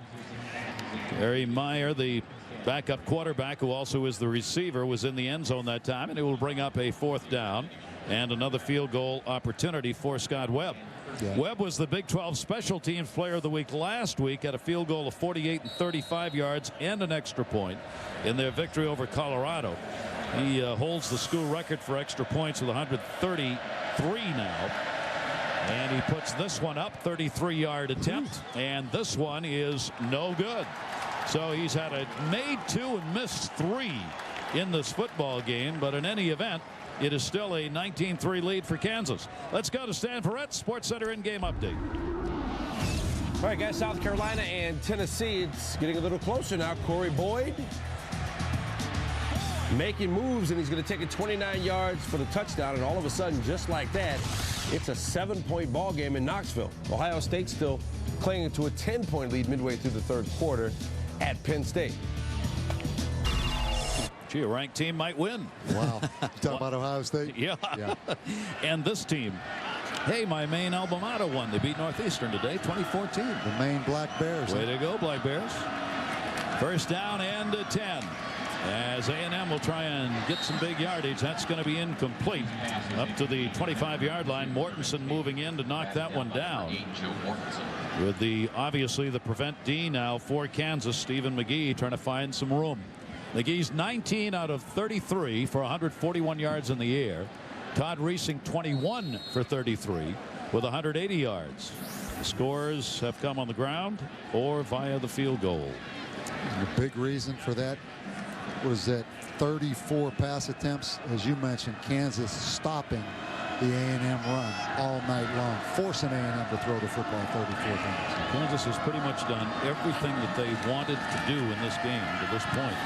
Out into the flats, that is incomplete as it got bounced at about the 21-yard line. Dondra Smith trying to hang on to that one, could not. This Kansas defense, you see their ranking: rush yards 7th, right on schedule, passing yards 10th. Even a little better tonight than they've had on the year. Their total yards better tonight than they've had on the year. And points surrendered, they've given up only 10 per game. They've given up only 3 tonight. Yeah, and only 1 senior starter. I mean, only 1 senior on this entire defensive football team. Only 3 down linemen defensively, as you see, with 5 receivers. McGee, and that'll be whistled. I don't think they got that snap off, or they had a movement. 13 offense. 5 yards, 3rd down. Bad movement. And it's coming unglued here. Martellus Bennett that time moving. It's not going to get any easier for A&M. They go to Norman, Oklahoma next week. They play at Missouri the week after.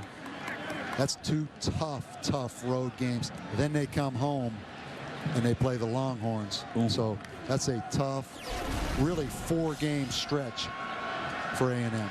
That's a very tough remainder. In fact, it's 1 or 2 in the nation when you look at what they have for remaining schedule. It's the toughest going.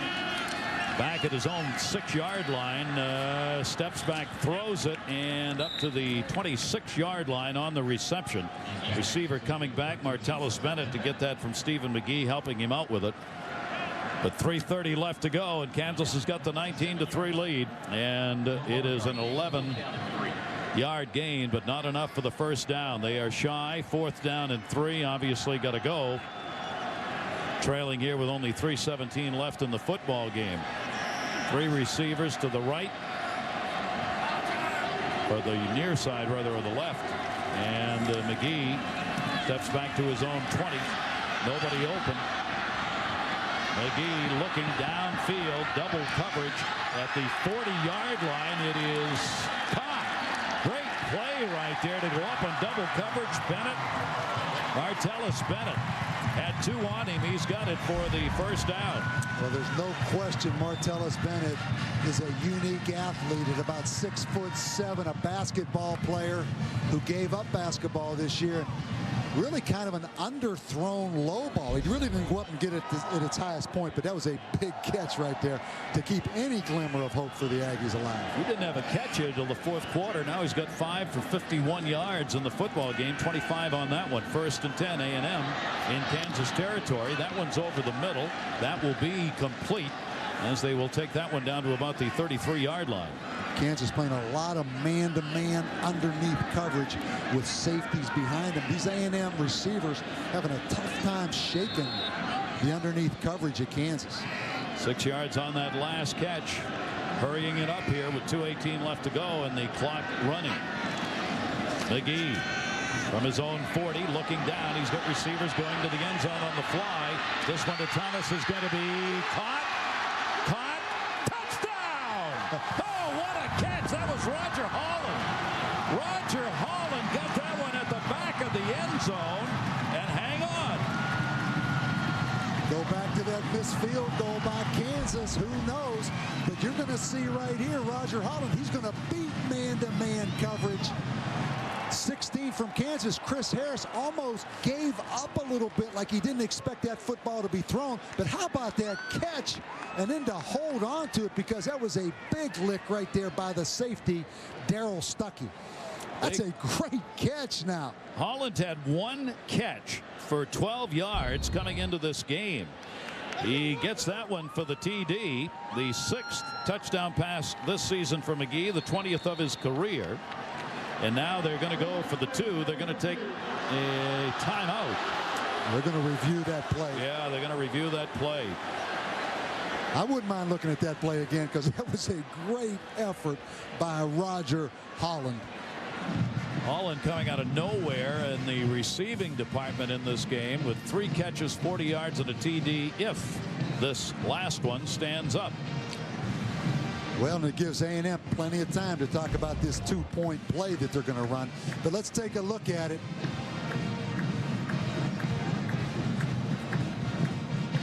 Based on that, it's a touchdown. Yeah. He had possession.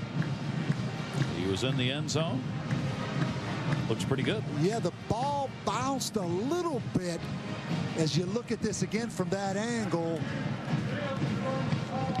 they confirmed it. Great job.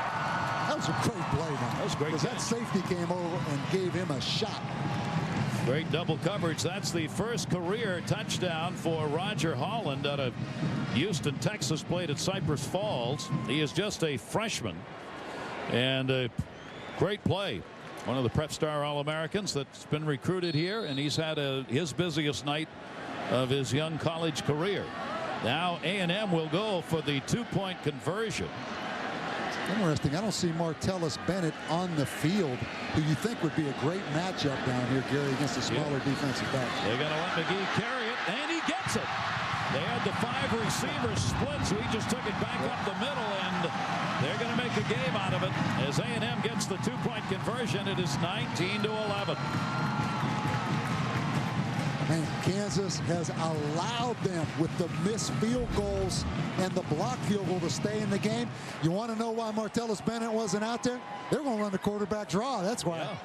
Now the touchdown and the 2-point conversion, if they can get the football back, will be enough to get them back into the football game with 2:06 left to go. McGee over there talking to the offensive coordinators upstairs so that if they get it back, he knows what he's going to do. They're on an 11-0 run right now, A&M is, as it took 6 plays, 80 yards, and a minute 51 to get that touchdown. So, never say die. You got to hang in, and that's exactly what they're doing right now. Now it's a question if they've got enough time on that clock, Coach, to get it done. In the 07 college football season, nothing would shock me. So, I mean, when Kansas missed that field goal, I could read Mark Mangino's mind and what he was thinking. Yeah. He's thinking to himself, that could come back and bite us, because it kept it at a 16-point game. So nothing would shock me, but they have to execute right here. They were close the last time A&M on this onside. There's the onside bounce again, handled at the 40-yard line cleanly by Kansas, and just downed, which is exactly what you want to do. So now Kansas takes over. And for Texas A&M, a couple of timeouts. Already up there on the board, and they've got to try and get this football back. They'll try and strip the football. Only 2:06 remaining here. Good field position for Kansas, but their concern right now is just hanging on to it. Yeah, and Kansas 0 turnovers all night. Brandon McAnderson in the backfield with Reesing. Last 3 possessions have come from the 43, the 42, and now the 40.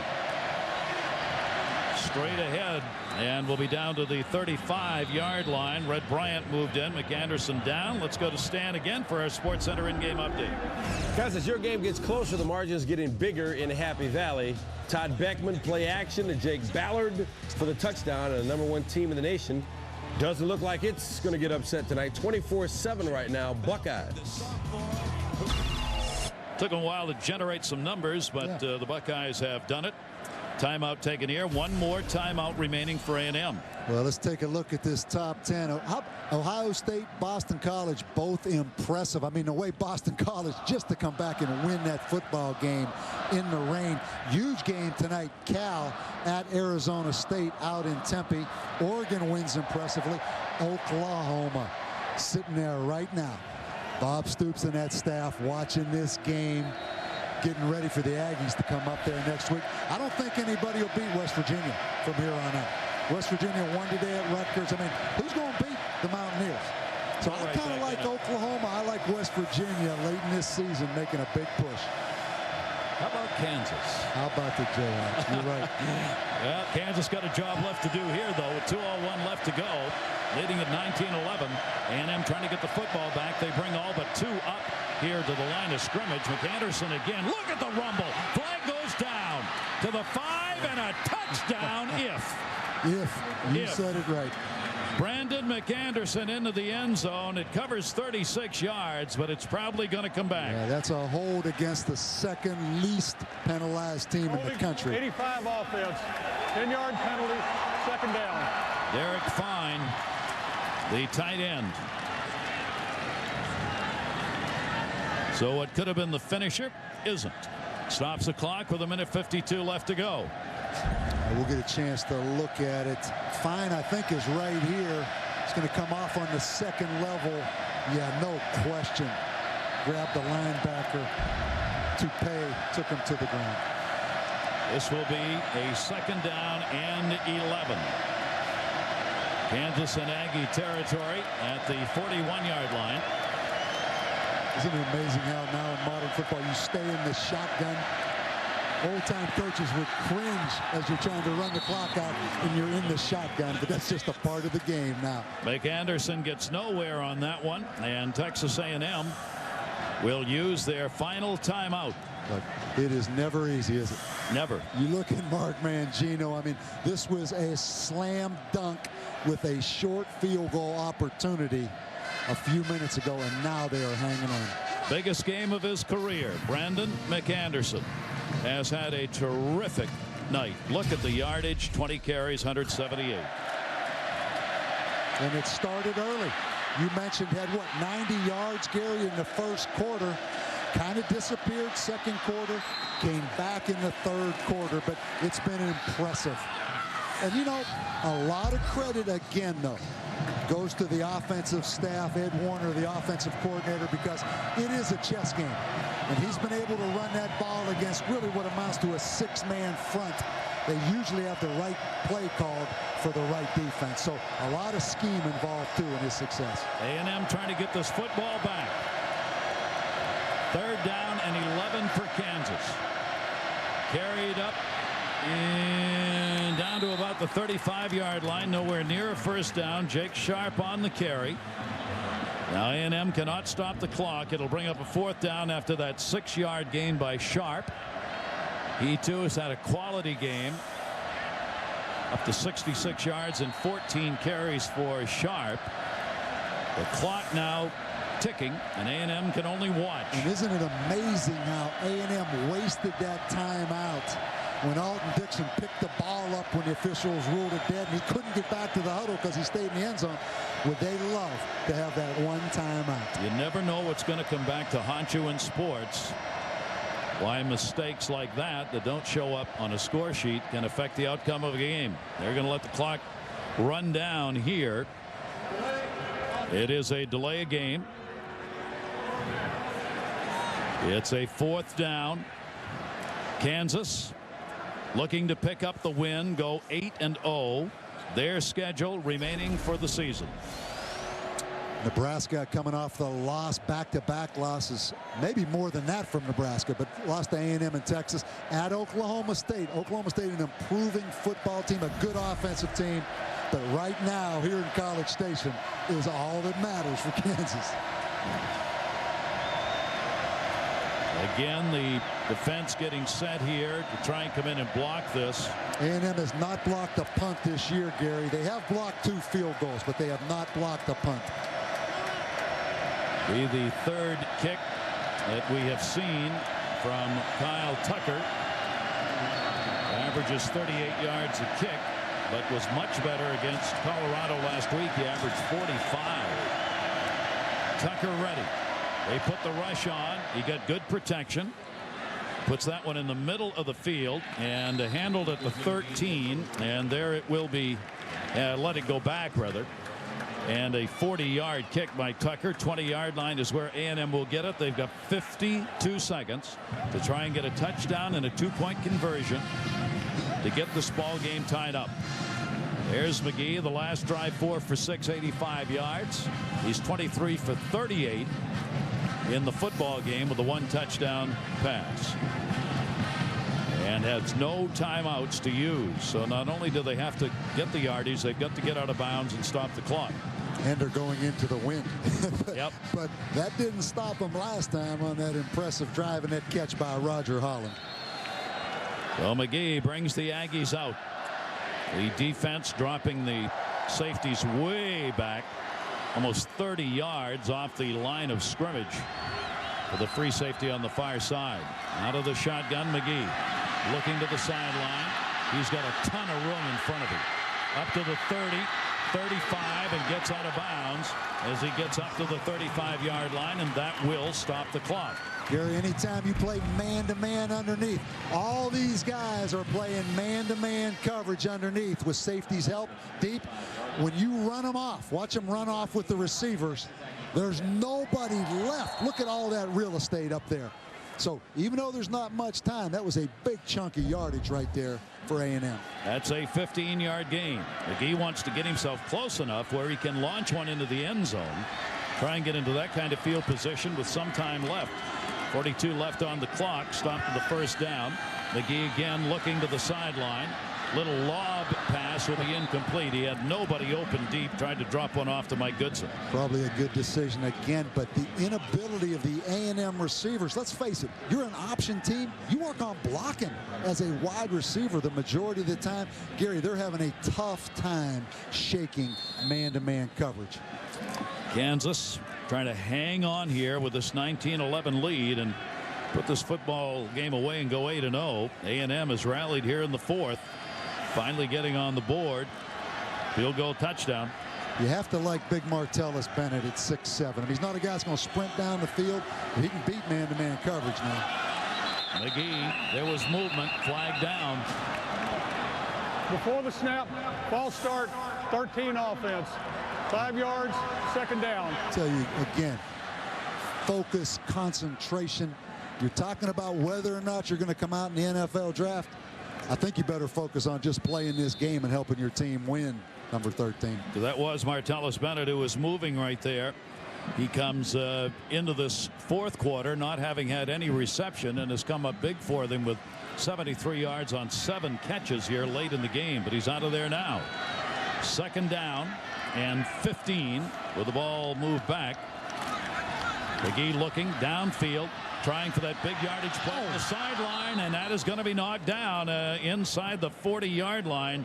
Aqib Talib again. They've gone against him a lot. You know, and E.J. Shankle, I thought, had a step. Look, it's just man-to-man. Talib kind of hesitates a little bit right there, but he makes a great job of playing the underthrown ball. But that ball should have been thrown out there, Gary. They had a shot right there down the field against Talib. You want your receiver to be able to run under that. Exactly. Put some air under that thing. But again, you are thrown into the wind now. Yep. 3rd down and 15. A&M trailing here. 31 seconds left on the clock. 4th quarter.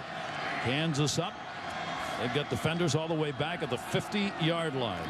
McGee looking, gets a big rush, has to throw it in a hurry, and that will be hauled in just shy of midfield by Bennett. It is a 1st down. Martellus Bennett. There's still time here. They got to move the markers. 23 seconds left, 18-yard gain. They're going to try and spike this one and get the timeout, and that's exactly what he does. Wow. And pretty neat how they beat man-to-man coverage. Right here, Bennett's going to go down, make a little outside move, and then take it back. Kind of a double move by the tight end. Right here, beats man-to-man, but no question he's a dynamic athlete, Martellus Bennett. He's so strong. You saw he got held on that and strong enough to get away from the defender. Exactly. So A&M's putting on a show here at the end. They are trailing 19-11.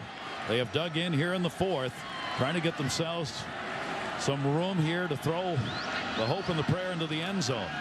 Back at his own 40 now. Again, the pressure's on. Dumps this one down the sideline at the 45-yard line, out of bounds. Intended. John Larson on the coverage that time as Martellus Bennett, again, the intended receiver for Stephen McGee. Well, you have to think now about lateral, hook and lateral pass. Let's take a step out of the Boise State playbook, right? I mean, you're going to have to come up with some kind of a gimmick-type play against this man under coverage. I mean, they just can't get open down the field. I like that. Send the receivers all to one side and let Stephen McGee run the football. Yeah. Well, 14 seconds left. I mean, yeah, I think you're going to have to launch it down the field now. Yep, they've got the 3 receivers near side. McGee looking, steps up. He wants to launch it. He does. He throws it down towards the end zone. Everybody up, and it's incomplete. A massive pile up in the end zone. And that is something you practice so much as an offense and a defense. A&M had it set up. Watch the 3 receivers down the field in the bunch. So now what you anticipate is the tipped ball. And on defense, you want to make sure you are deeper than anybody else. Really a pretty good job by Chris Harris, the freshman, of being the deepest on the football field in case the ball is tipped. Yep, you're absolutely right. Coach Harris stayed way back there. We are down to 4 seconds now. And for A&M on this 4th down and 10, it's about Kansas. That's their 3rd and final timeout of the half. Kansas is going to use their final timeout. So both teams have eaten up all of their timeouts as Mangino wants to make sure now on this coverage in the end zone that they don't have the Hail Mary success, and A&M will get one more shot at it, trailing 19-11. Let's check in with Stan Verrett again. Stan? All right, guys, after that game is over, viewers can switch over to ESPN because they've got a ball game over there. Blake Mitchell to Kenny McKinley. And South Carolina's come back from 21-0 to tie it at 21, just under 10 minutes to go. So still lots of football over on ESPN. What a comeback there by South Carolina. One play away from becoming the first team at Kansas to go 8-0 since 1909. First time they would win a football game here at College Station. Only the 2nd time they would have a win against A&M, which leads in the series 7-1. Right now, Kansas is going to be a 3-man rush. So Stephen McGee, buy time with your legs a little bit to allow your receivers to get down the field. Harper and Talib are back near the end zone. McGee puts it up. Final chance. It is in the air, batted away, incomplete, and that's the football game. And Kansas has done it. Kansas remains undefeated. The number 9 team in the BCS standings is 8-0 as they beat A&M the final 19-11. A very impressive performance, particularly for the defense of this Kansas Jayhawk team. Over on ABC, Ohio State, Penn State, they continue. Tennessee, South Carolina, they are tied up on ESPN. This has been a presentation of ESPN, the worldwide leader in sports. Along with Bob Davie, Stacey Dales, and all of our crew here at College Station, I'm Gary Thorne. Thank you for joining us, everybody. Enjoy the games that are still going on. But for now, from College Station, we bid you adieu. NHRA Nationals qualifying next.